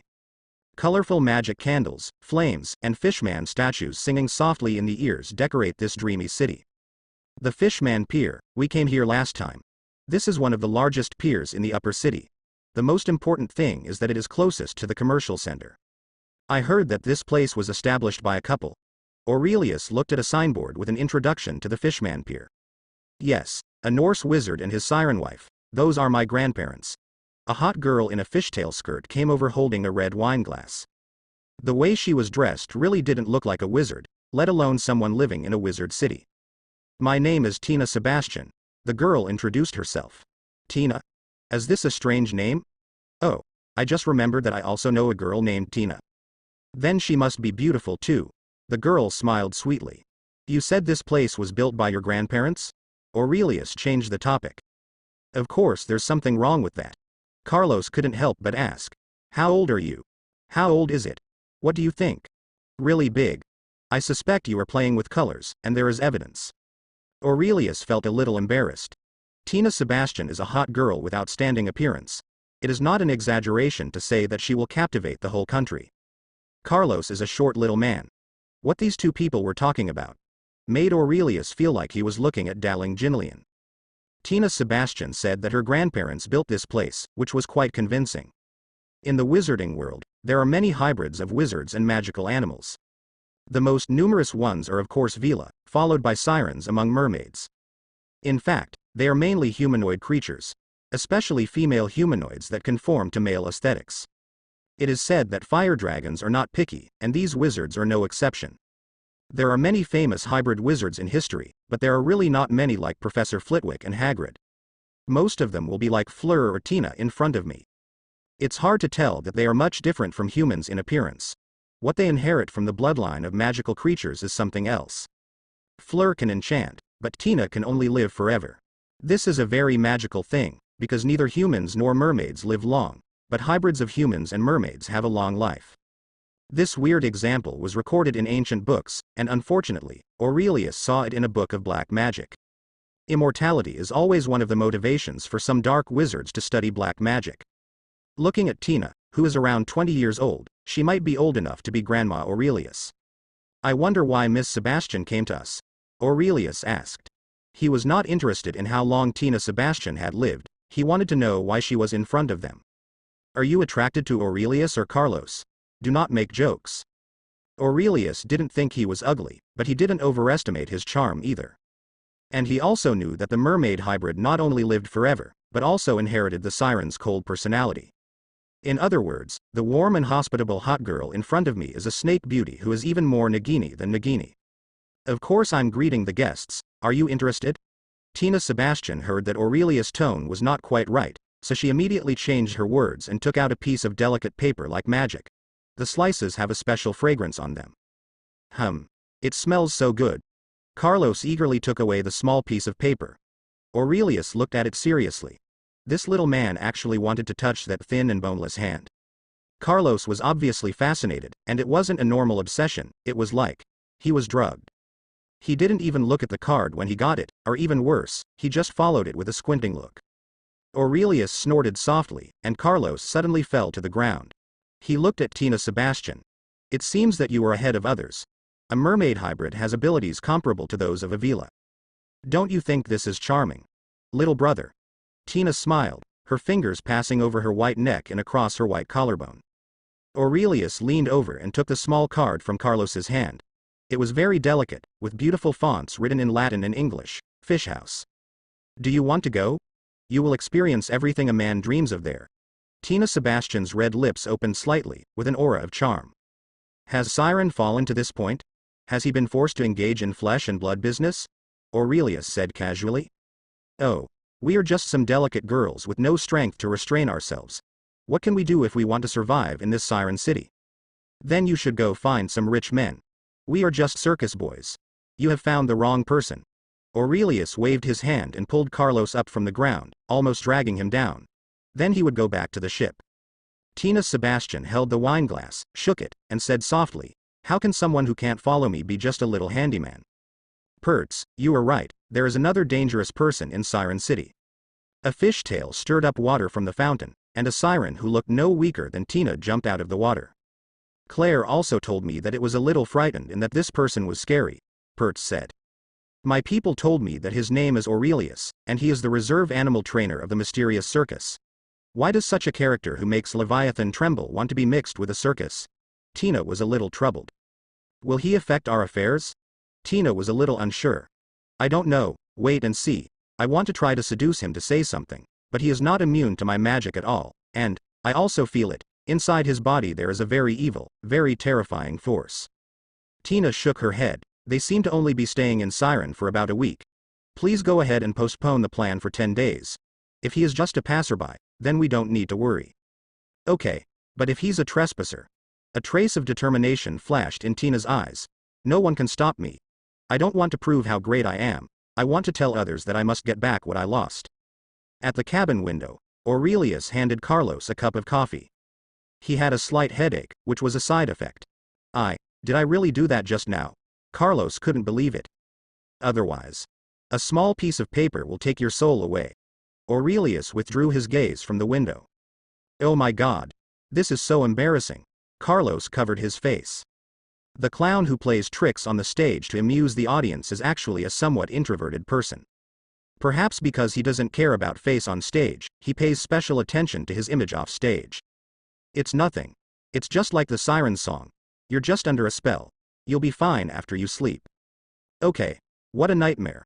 Carlos took the coffee and left Aurelius' room in despair. Aurelius looked distantly at Tina outside the window, and Tina gave him a friendly, polite smile. It is indeed the gate to the city of chaos. The seemingly peaceful and peaceful upper city is full of crises. Aurelius returned the gesture, lowered the curtains, and sighed. Thanks to his habit of turning his brain into obscurity, otherwise he would probably have been tricked as well. Skander's warning was correct. When you are out and about, there is always a crisis at every step, and sometimes you don't even know why. But it seems that this Tina is just here to test and has no further actions. That's it, he didn't bother to care. On the contrary, he wanted to know more. How did the Leviathan named Claire discover him? Yes, that's right. The conversation between Tina and Pertz was all heard by a part of the black mist that Aurelius left there. He would not be so big-hearted as to pretend it never happened. Aurelius doesn't care what this Tina Sebastian wants to do, and it has nothing to do with him. His goal is clear, to find a replacement for the Crystal Hub and to arm the children who are practicing in the orphanage. But it won't be easy, and Aurelius is ready to spend a year or even years looking for it. In addition to this most important goal, there are also some smaller goals. The problem of the blood curse orcs needs to be solved, and the legilimency orc version needs to be solved. But these boil down to recruiting subordinates and followers. He wanted to solve the problem of exposure to the wizarding world that was almost destined to happen in the future. Just thinking about it was not enough. Did he want to shrink into a school like Dumbledore? Don't agree with anyone who wants to do something, but can't come up with an idea of your own? He doesn't want it. If he wants to change, he must have power. Right. Use authority and inducement. All his actions revolve around this center, Sebastian. Before they meet, it's none of his business. Siren City is neither his destination nor his goal. It's very messy here, which is perfect for profiting from the chaos, but it's not messy enough. The performances in the next few days were uneventful, and Aurelius just signed up this Lamia, who was hot on the outside and cold on the inside. His focus is still on communicating with Nagini and learning legilimency. Aurelius' life seems to have entered a stable cycle, but in the prison of the Magic Congress of New York, an extraordinary transformation is taking place. Each of the cold cages held a felon. Those who can be locked up here are criminals with heinous crimes. Unlike Azkaban in the UK, Azkaban is an isolated desert island offshore. Thousands of years ago, it was the fortress of a dark wizard called Ixtis, who loved to lure Muggle sailors to the island and then brutally torture them to death while they survived the disaster. I don't know why, but wizards always like to transform some of the original wizards' fortresses into prisons. The prisons of the Magical Congress are different. Although wizards set foot in America much earlier than Muggles, there is still no history to speak of compared to the wizarding world in other regions. The several moves of the MAC address have also made it difficult for prison guards to take care of them. Therefore, the prison of the Magic Congress was simply built underground under the Magic Congress, just like the hell in Chinese legends. The further down you go, the tighter the guards are and the more heinous the criminals living here are. A white-haired man, a little embarrassed. This is natural. Anyone who has been imprisoned for several months will become like this. His long hair was unkempt and his beard was unkempt. But his eyes never changed. I will always remember December 30th, 1926, the day I was sentenced to life imprisonment and put in this cell. His deep voice seemed to pull everyone listening into his story in an instant. I have no regrets, but I am still reflecting on why I went to prison. I am a wizard, for the greater good. Why? Why are so many wizards against me, and even fabricate facts to put me in jail? Me in jail? I don't understand. He sighed, but soon became emotional.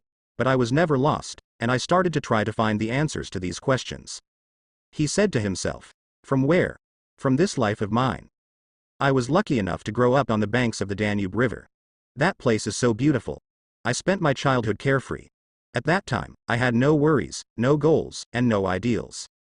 Everything changed when I was 11 years old. Yes, I received an offer from Durmstrang. I discovered my talent, and I'm so proud. I'm so proud. In the magical world of magic, I was born to be a king, and I began to follow the footsteps of magic, but unfortunately, those mediocre people don't understand. Until I met him, a confidant and a partner. We were the same age and had the same talents. We saw through this decadent world. We talked about magic, criticized the system, and found something we could fight for all our lives. Target. Finally, his soliloquy elicited a response. A young voice couldn't help but ask. What is your goal? Is it to break the law of confidentiality? Sir. Mr. Grindelwald. Grindelwald. Yes, this embarrassed figure is none other than the unruly and arrogant Gellert Grindelwald not long ago. Abernethy, you are an excellent young man. You are very sensitive. Am I really a born destructor? Or am I really a born bad person who likes bad pranks? Grindelwald shook the specially made shackles and shook his head, standing up unsteadily. No, I don't think you are. We have been together for nearly a year, sir. Abernethy held hands, and his thin voice came from the narrow gap in the cage. Grindelwald looked at him with his iconic eyes. Abernethy, I have been thinking about a question. We are wizards. We are born with magical power. Muggles and no mice, they are weak. Like an ant, even a first-grade child can easily kill them. Then, why do powerful wizards hide like mice in this small place, euphemistically called the magical world, while weak muggles can control the world with peace of mind? Because. Abernethy's voice became lower and lower, and he found that he could not find a reason at all. Because of the secrecy law? Abernethy himself said without confidence. Ignorant. This is also the common denominator of most people in the wizarding community today. On the one hand, they despise muggles and think that muggles who do not understand magic are just a bunch of ants. On the other hand, because of their age, they know almost nothing about the origin and history of the Statute of Secrecy. Even now, most wizards still don't understand why an anti-wizard organization is named Second Salem. This is the consequences. There is an old Chinese saying, read history to clarify your aspirations, and know the past to learn from the present. Sadly, wizards, at least most wizards, don't read history. Of the 11 magic schools in the world, only 5 have a history of magic course, and only 1 has history of magic as a required course. And this is the only school that requires history of magic, just because they can't fire a veteran teacher who has been there since the school was founded, because once he loses this obsession, he will disappear. Aurelius did not understand this current situation, and had a reasonable suspicion that the creator of this world hated history lessons and did this intentionally. But the fact is that wizards will not learn any lessons from history, not even the lesson of not learning any lessons from history itself. Confidentiality Act. Grindelwald smiled. His smile was very penetrating and desolate. The law made us become rats in the ditch. The law made us lose the world that should be under our control. Who did the law protect? We, or them? We?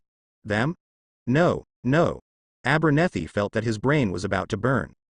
This is what you know limits what you think. If Abernethy reads through the history of that period, he should understand. Are muggles really as weak as wizards think? In other words, are wizards really as powerful as they think they are? Yes, it is true that any spell can kill a fragile muggle, but what about wizards? Anyone killed will die. A wizard who loses his wand is not necessarily much more powerful than a muggle.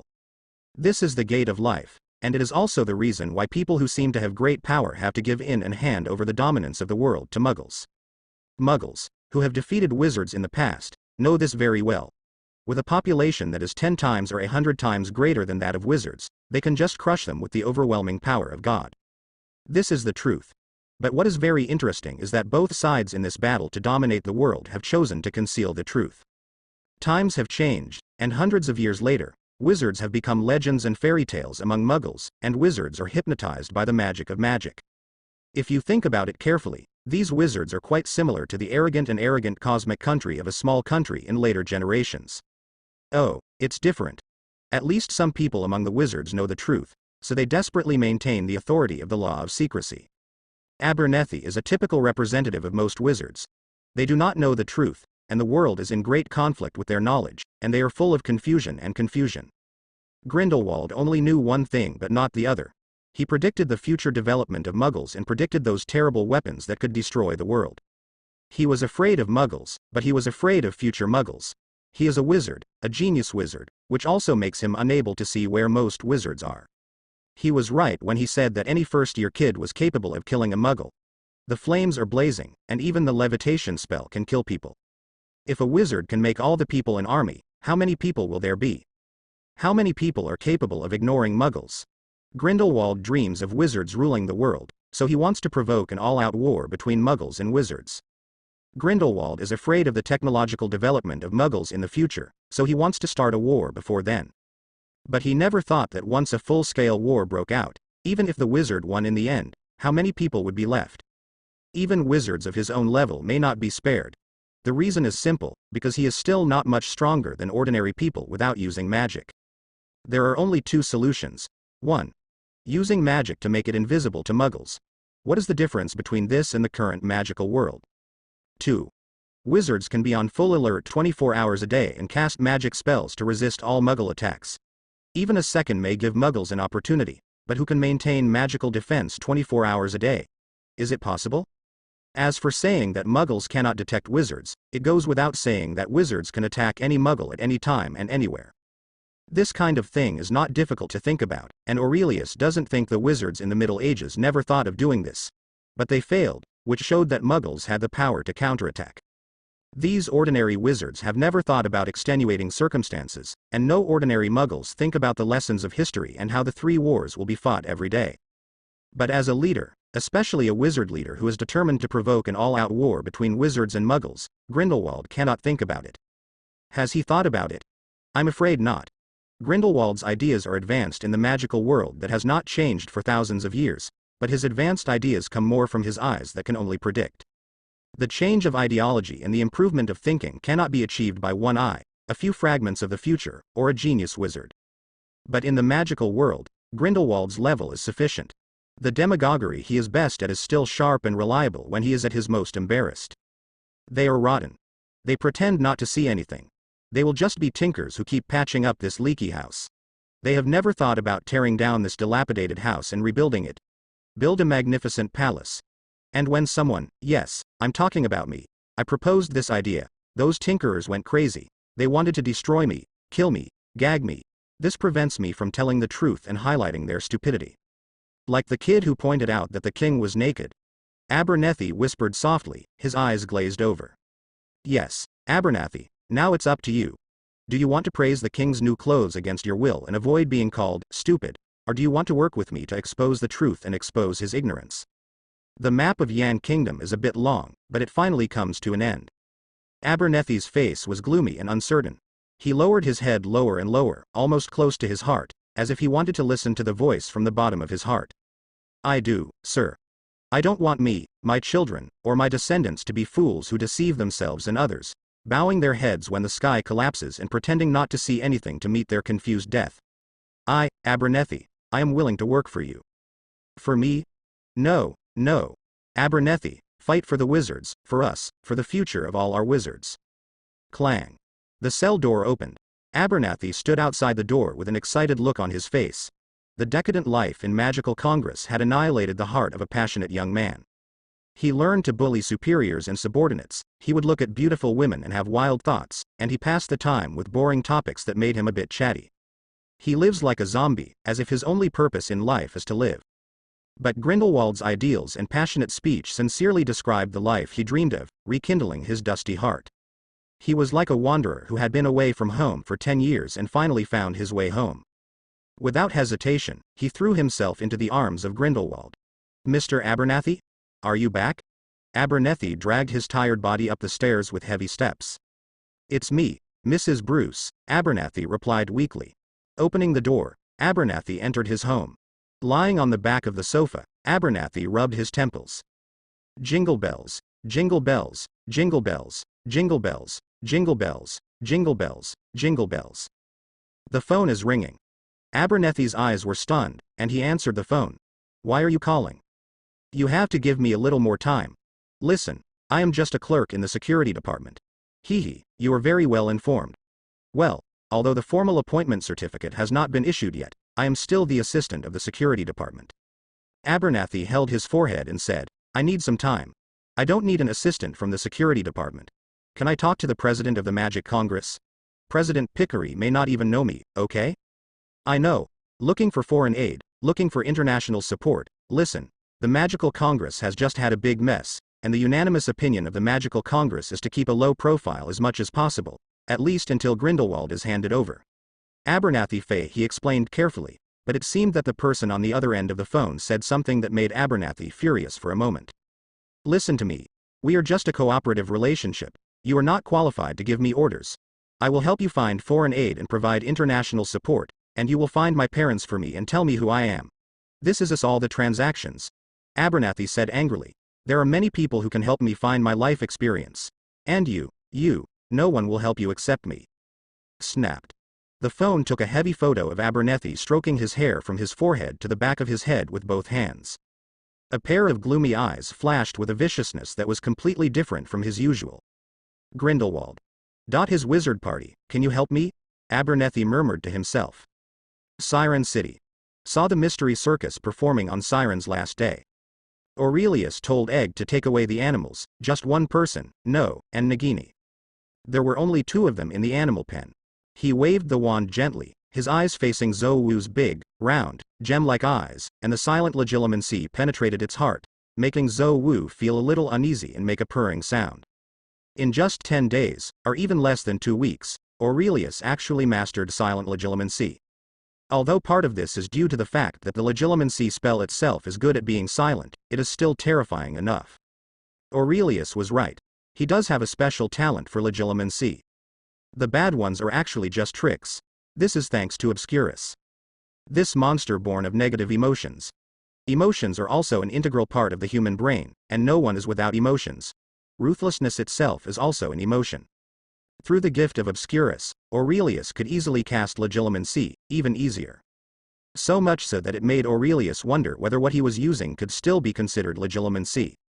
"Quiet, dear, it's me, it's really me." Aurelius's voice echoed in Zouwu's mind.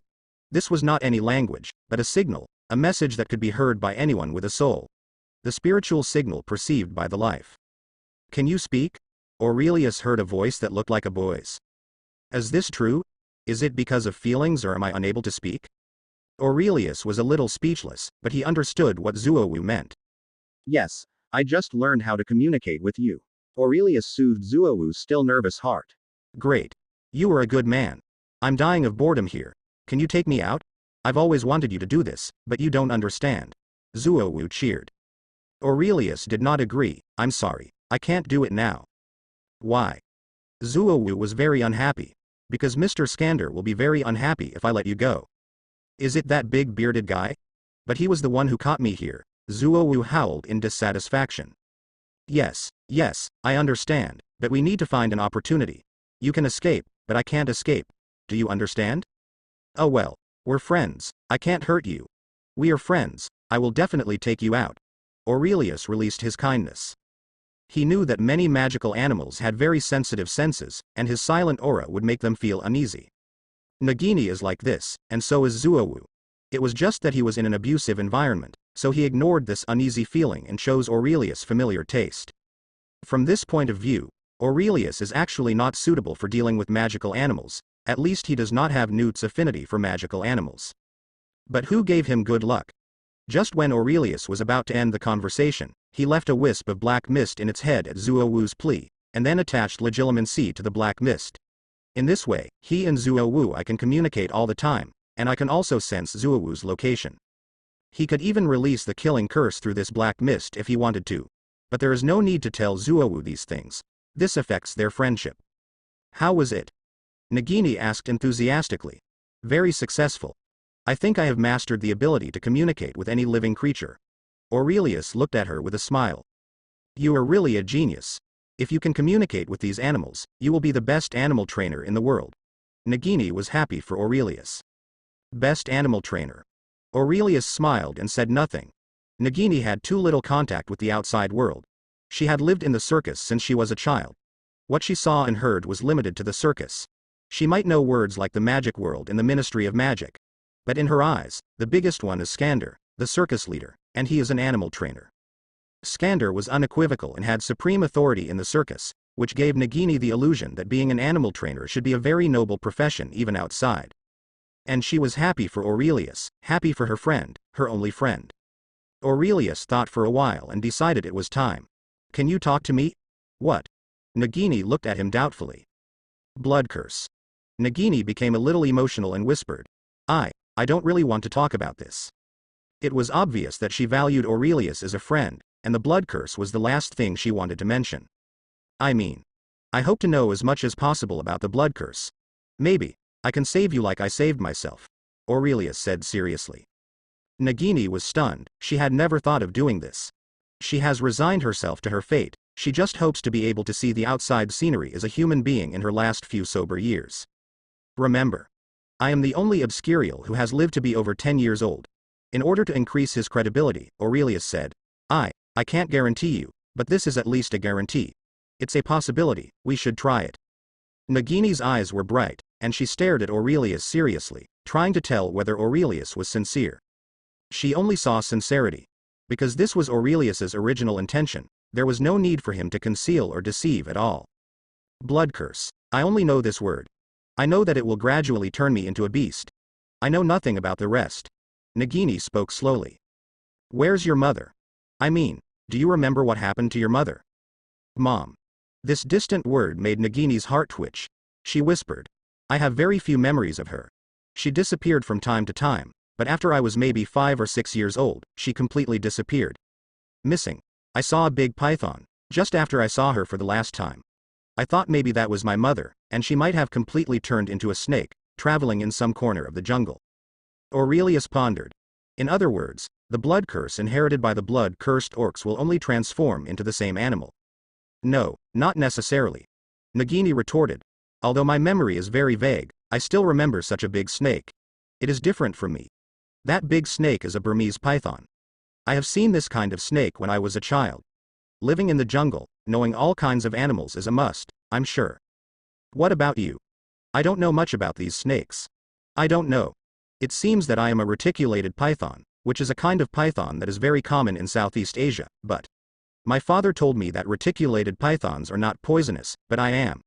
Najib Ni is very distressed, she doesn't even know what her animal form is. Aurelius narrowed his eyes. I heard from Carlos that there is a family of blood-cursed orcs in Egypt. You mean? You know too little. I need more information about the blood-cursed orcs. Egypt is worth a trip for your life. Aurelius nodded. I'll go with you. Nagini blurted out. But soon Nagini lowered her head, remembering her identity. She is a low-grade alien, and she can only be an alien performer in the circus. But Aurelius is different. At least on the surface, Aurelius is a wizard. Aurelius, who guessed Nagini's thoughts, looked at the girl with a tragic fate, perhaps feeling pity that he had not seen for a long time. He stretched out his hand to tuck the hair from Nagini's forehead behind her ears, and whispered in a gentle voice. Don't be sad, don't feel inferior, Nagini, you were never supposed to be an inferior person. We are all born to suffer. Others use our suffering to ridicule, disdain, and despise us. We may not be able to interfere with other people's evaluations, but we cannot admit it ourselves. We are all raised by our mothers and fathers. We are born free, so who can condescending? You have to be arrogant and have fighting spirit. It is easy to accept defeat. Only by rebelling against your destiny will you live up to this life. If I don't accept my fate, I will be burned to ashes as evil. If I don't accept my fate, I will accept my fate long ago. I should have been destroyed by silence before I was 10 years old. I don't accept my fate. If I accept my fate, I should just live an ignoble existence and live a timid and hidden life instead of here, let alone dream of traveling around the world. I deeply love this world that has brought me suffering.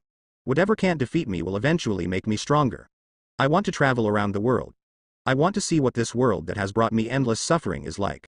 Sample. I want that day when I can no longer cover my eyes. I want that land, and my heart can no longer be buried. I want all sentient beings to understand my intention. I want all that pain to disappear. Nagini, look at me, tell me, do you accept your fate? The soul of Zhong'er is burning, and once the golden words are spoken, the effect is remarkable. Nagini closed her eyes, the tip of her nose twitched, and took a deep breath.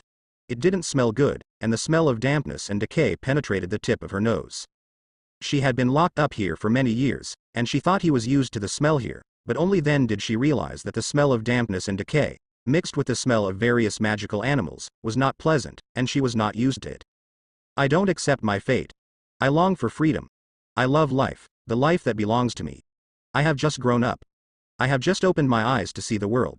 I don't want to live in a hazy state, living as a snake in confusion. Nagini's weak voice could not hide her firm will. Nagini, I walk a lonely road. I will accompany you. From now on, you will no longer be alone. Even if I can't save you in the end. Even if you can't save me in the end. Nagini said very seriously, but in the end she said half jokingly and half seriously. If that day comes, Aurelius, kill me, end me, as Nagini in the life of Ginny.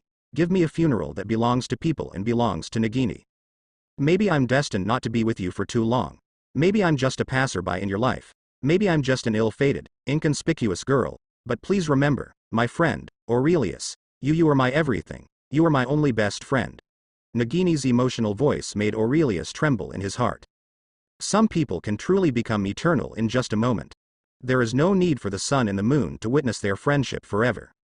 It only takes that moment, just that moment, the moment when two hearts resonate. It's a pity that in such a scene that should be frozen, there are always some people who don't understand the style. Aurelius. What are you doing? I remember I warned you, stay away from her. Skander came over angrily. The muscular body is very oppressive. You said you were collecting novel material, and I believed you, but how do you treat my trust? Skander stared. Skander's sudden appearance made Nagini tremble subconsciously, but remembering what she just said, Nagini raised her head stubbornly, her slender neck raised high, like a proud white swan. Aurelius glanced at Nagini helplessly, and then at Zuowu who was eager to try in the cage. This was a bit unexpected. Why are you here? If I remember correctly, the show should not have ended yet. Aurelius straightened up, resumed his usual nature, and spoke calmly. Ha! If it wasn't like this, how could I see everything happening here? A couple of adulterous men and women. An underground love affair between a wizard and a low-class person. Romeo and Julia. Skander laughed angrily. Your description is a bit inaccurate. Aurelius smiled, shook his head, and said with emotion, it's true that God is not as good as man. Even if I think about it over and over again, there will always be someone who is out of control. What are you talking about? Nothing, I just feel a little emotional. This matter can be calculated accurately, but people cannot. Thank you, Skander, you have taught me a lot these days, but our fate may end here. Aurelius sighed. Do you want to leave? Skander frowned. He admired Aurelius from the bottom of his heart, especially the one who was born to be able to get close to a ferocious beast like Zuowu at the first meeting. He once let him. He gave all he had learned to Aurelius, and even once when he was drunk, he thought about handing the circus to Aurelius when he was old and couldn't do it anymore. Remember? I was just a passerby. Aurelius smiled and said with some apology, although it is not out of intention, I have to be a bad guest. Skander, I want to take Nagini and Zuowu away. You're dreaming.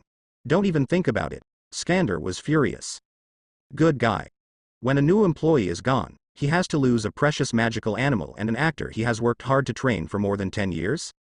I'm sorry, I didn't ask for your opinion. Aurelius shook his head. His words made Skander completely explode. He pulled out his wand and silently petrified everything without any hindrance, hitting Aurelius who seemed to be defenseless. Visible to the naked eye, wherever the magic power passes, Aurelius's body will become stiff. Aurelius! Nagini shouted eagerly, and Zuowu in the cage kept scratching, his intimidating purring deafening. I have subdued more than half of the magical animals here. I know how to do it, and it's not just the seamless stretch spell. Skander was very confident in his ability to petrify all animals. Even the giant dragon can be immobilized, but Aurelius is destined to be a special case. Let him go. Nagini shouted at Skander. Are you dreaming? A brat who doesn't understand the rules of this world. Skander looked at Nagini sinisterly. He felt that all this was Nagini's fault. She ruined a circus that should have outstanding animal trainer. Especially after seeing Zuowu's protective actions, I felt even more regretful. Hiss. Nagini's hatred sprouted. Her head instantly turned into a snakehead, her mouth was full of blood, and 4 venomous fangs suddenly attacked Skander, but was easily blocked by the armored bodyguard summoned by Skander. A frontal attack on a senior wizard who was on full alert. Not to mention venomous snakes like Nagini, even 4x level magical animals are not easy to use. Snakes have always been synonymous with lurking and assassinating. They are not good at frontal combat. You're asking for trouble. Skander's wand flashed, obviously another spell was ready to go. Now, we are even. Aurelius flashed and his indifferent voice shocked Skander. He simply couldn't believe that someone could escape the petrification curse in such a short period of time. I accept your magic wand and cancel it with one stroke. Aurelius waved his hand, and a pile of gold coins appeared in his palm, like holding a small tower. The gold coins were as stable as Mount Tai, and not half of them fell off. It's enough for your loss, Skander. We get along very well. I don't want our farewell to be so tense, Aurelius said seriously. Coming in from Skander, he didn't say a harsh word, and even kept his attitude very low at one point.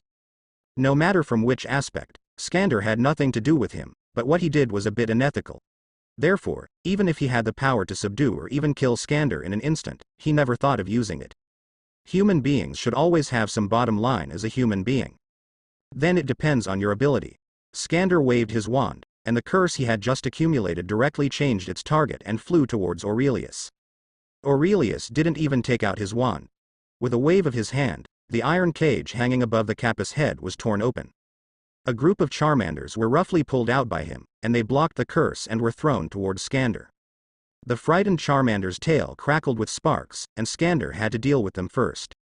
At the same time, Aurelius had untied the cage that bound Zuowu. The roar of Zuowu in the mountains and forests announced that it had regained its freedom. Aurelius pulled Nagini back, who had turned into a python, and flew up on Zuowu's back. Nagini reappeared as a human body and wrapped a pair of jade arms around Aurelius's waist. Aurelius, didn't you say you were waiting for the opportunity? Zuowu shouted excitedly. Now. Aurelius caught the suitcase flying from his dormitory. The gold coins in his hand were scattered on the ground. Zuowu cheered, jumped up with 4 hooves. The ability unique to Zuowu is activated instantly. It was also the first time for Aurelius to ride Zuowu. He felt as if he had traveled through time and space. Zuowu's running was not very fast, but he could not clearly see the scene of his rapid retreat.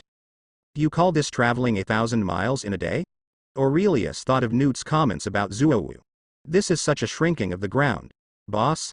What's going on? Nagini. Shut up. Pack your things and let's go. Everyone in the circus was silent. Only Carlos, the clown who had a good relationship with Aurelius, looked around in confusion. He didn't see Aurelius, nor the beast, nor Nagini. It doesn't take much cleverness to figure out why. But he didn't say anything. At this time, it's better not to look for excitement on your own. It's a pity. I was such a friendly little brother. Sitting high on Zuowu's back, Aurelius and Nagini watched the mysterious circus ship go away. Why did Skander leave? Nagini was puzzled. Because he is a smart man, he knows who he can offend and who he cannot offend.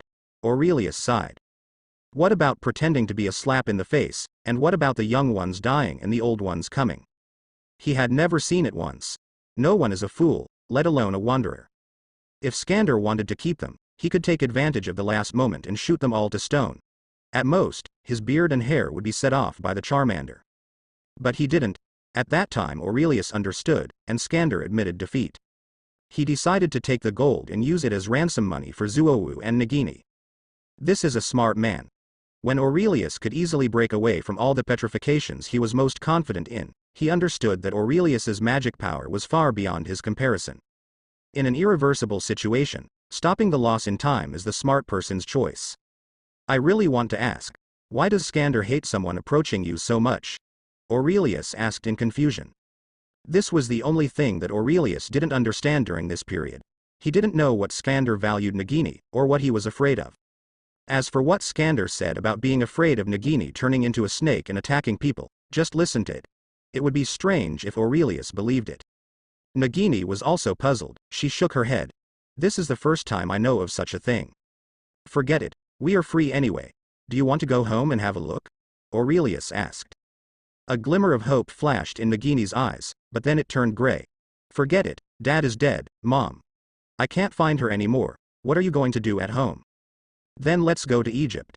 Although I can't guarantee that I can solve your problem, this kind of matter should be done sooner rather than later, Aurelius said. Okay, I'll listen to you. Nagini nodded. This is the first time she has regained her freedom. She is very unfamiliar with everything in this world. She cannot rely on her only support, Aurelius. Man. What about you? Aurelius scratched the mane on Zuowu's head. Are you going home? Zuowu shook his head. I don't have a home, so why don't I come with you? You are the first person I can communicate with. Okay. Then let's go to Egypt together. Aurelius laughed, and he was in a very good mood. This was the first time he had real followers. The first step in the long march has been taken. As for Queenie, she doesn't count. So far, Queenie has not said that she will follow Aurelius, let alone the children in the orphanage. He has never expressed this intention. It's a pity. I originally planned to take a ride, but now I have no chance. However, Zuowu, who travels thousands of miles a day and can shrink into an inch, is much faster than a hitchhiker. Ready to go, etc. A woman's voice called to Aurelius. The two of them looked at each other, and it seemed that the hot woman was Tina Sebastian. There was some sweat on her face, and the long skirt on her body was also slightly wrinkled. It seemed that she came in a hurry and was far from as calm as the last time I saw her. Is something wrong? Madam. Aurelius frowned without any trace. He was not interested in this woman's secret at all. He always had a clear purpose. This woman was obviously not close to his purpose. Yes, Mr. Dumbledore, otherwise I would not have come to you in such a hurry. Tina Sebastian was shocked as soon as she spoke. Of course, Aurelius was the only one who was shocked. Did you admit the wrong person, Ms. Sebastian? Tina shook her head. She solemnly invited and said seriously, this is not the place for conversation. Can you and your companions be invited together? Aurelius pondered for a moment and then responded, where to go? Tina once again handed over an exquisite card. The difference was that last time she acted charmingly, this time she presented it with both hands. Aurelius glanced at it and saw that there was only one address on it. After reading it, he planned to return it to Tina. It was useless for him to ask for it.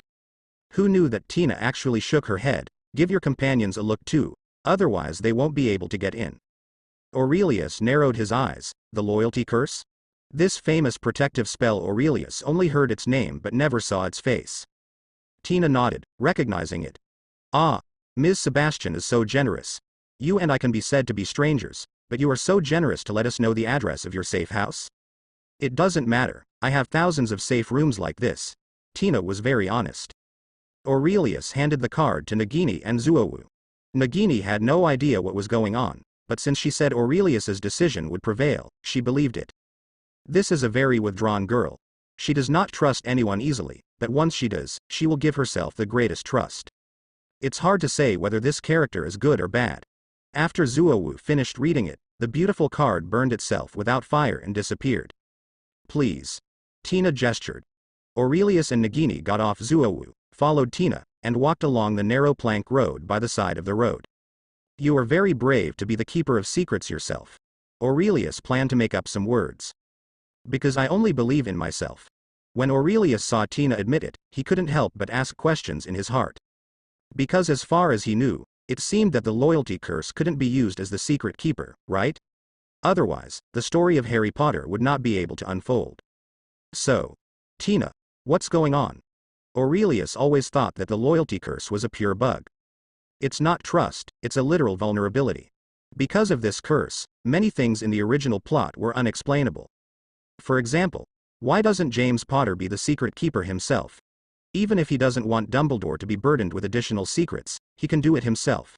Why should he leave it to Sirius or even Peter Pettigrew? And why does Sirius, the secret keeper on the surface, run around outside to attract attention? It stands to reason that the best thing for a secret keeper to do is to hide under the loyalty charm. Isn't he afraid of being discovered by the enemy if his behavior as a secret keeper is so unreasonable? If the keeper of the secret cannot be the person being kept secret himself, that would explain James Potter's refusal to keep the secret himself. But in fact, Aurelius clearly remembered that Bill Varys was himself later on confidential keeper. This is a contradiction, and these are just loopholes in the spell itself. There are more loopholes in the plot. For example, it is unreasonable to send someone to pretend to be Harry to confuse the public and save him from leaving. Why take risks when there is a loyalty charm? Wouldn't it be better to put a loyalty charm on Harry?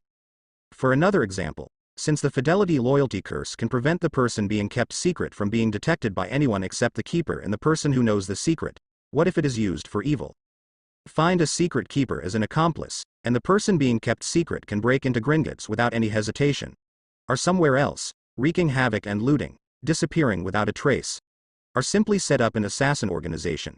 As long as the secret keeper cannot be caught, wouldn't it be an invisible and invincible assassin? These things are outrageous to think about. I have a question. As far as I know, it seems that the person being kept secret cannot be the keeper of the secret loyalty curse, right? Aurelius raised his own question. He didn't ask about Bill's situation. He just followed his own example.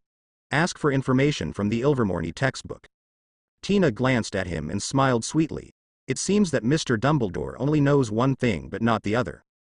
Oh? I'd like to hear the details. She seemed to make herself look candid and open about these things. You were right.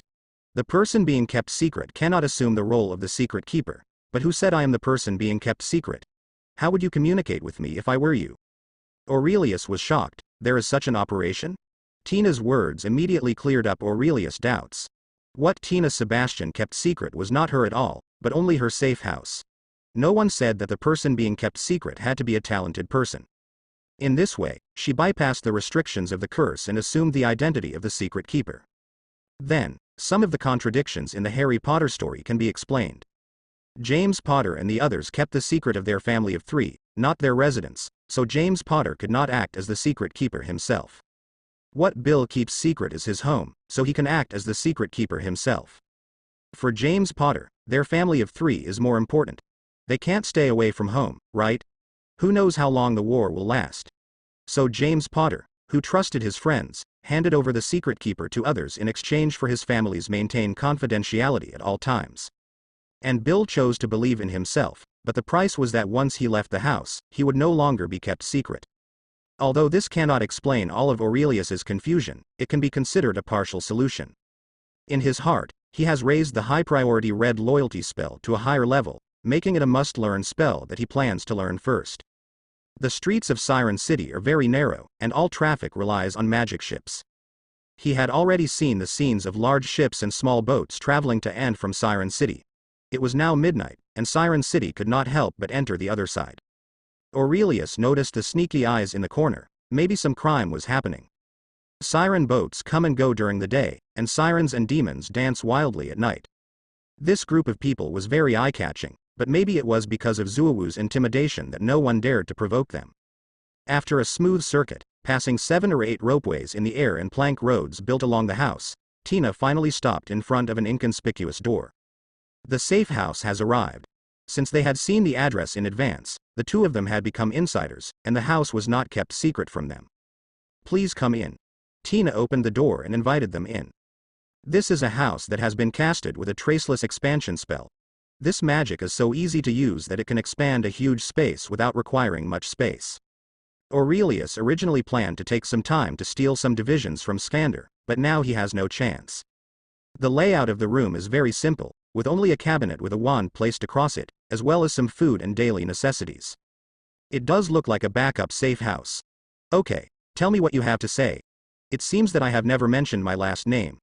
This should be a secret in the entire magic world. How do you know? Aurelius went straight to the topic. Because I am Sebastian. Tina poured tea for the two of them and explained with a smile. My grandparents established the earliest Siren City, and it was they who recommended and brought together the human wizards to sign the contract with the sirens. Contract. Together we build this unique, miraculous place in the magic world. Aha. Aurelius couldn't comment, but he wasn't here to listen to the story, he just wanted to know what he wanted to know. I, Tina Sebastian, am the only Sebastian in Siren now, and the only person with the blood of human wizard and mermaid siren. I should inherit the title of Lord of Siren City after my father's death. Seat. This seems to be your family's story, right? It has nothing to do with my problem. Aurelius interrupted. Don't be impatient, Mr. Dumbledore. I am proficient in the Siren language. This is also the only part of Siren City. Only I can communicate with the Sirens. So naturally, I can also let the Sirens do something for me. Tina smiled. Look at him. Aurelius couldn't help laughing. You're not going to tell me that my surname was discovered by your Sirens who grew up in the Western Atlantic Ocean, right? Since you know my surname is Dumbledore, you should know what this surname means.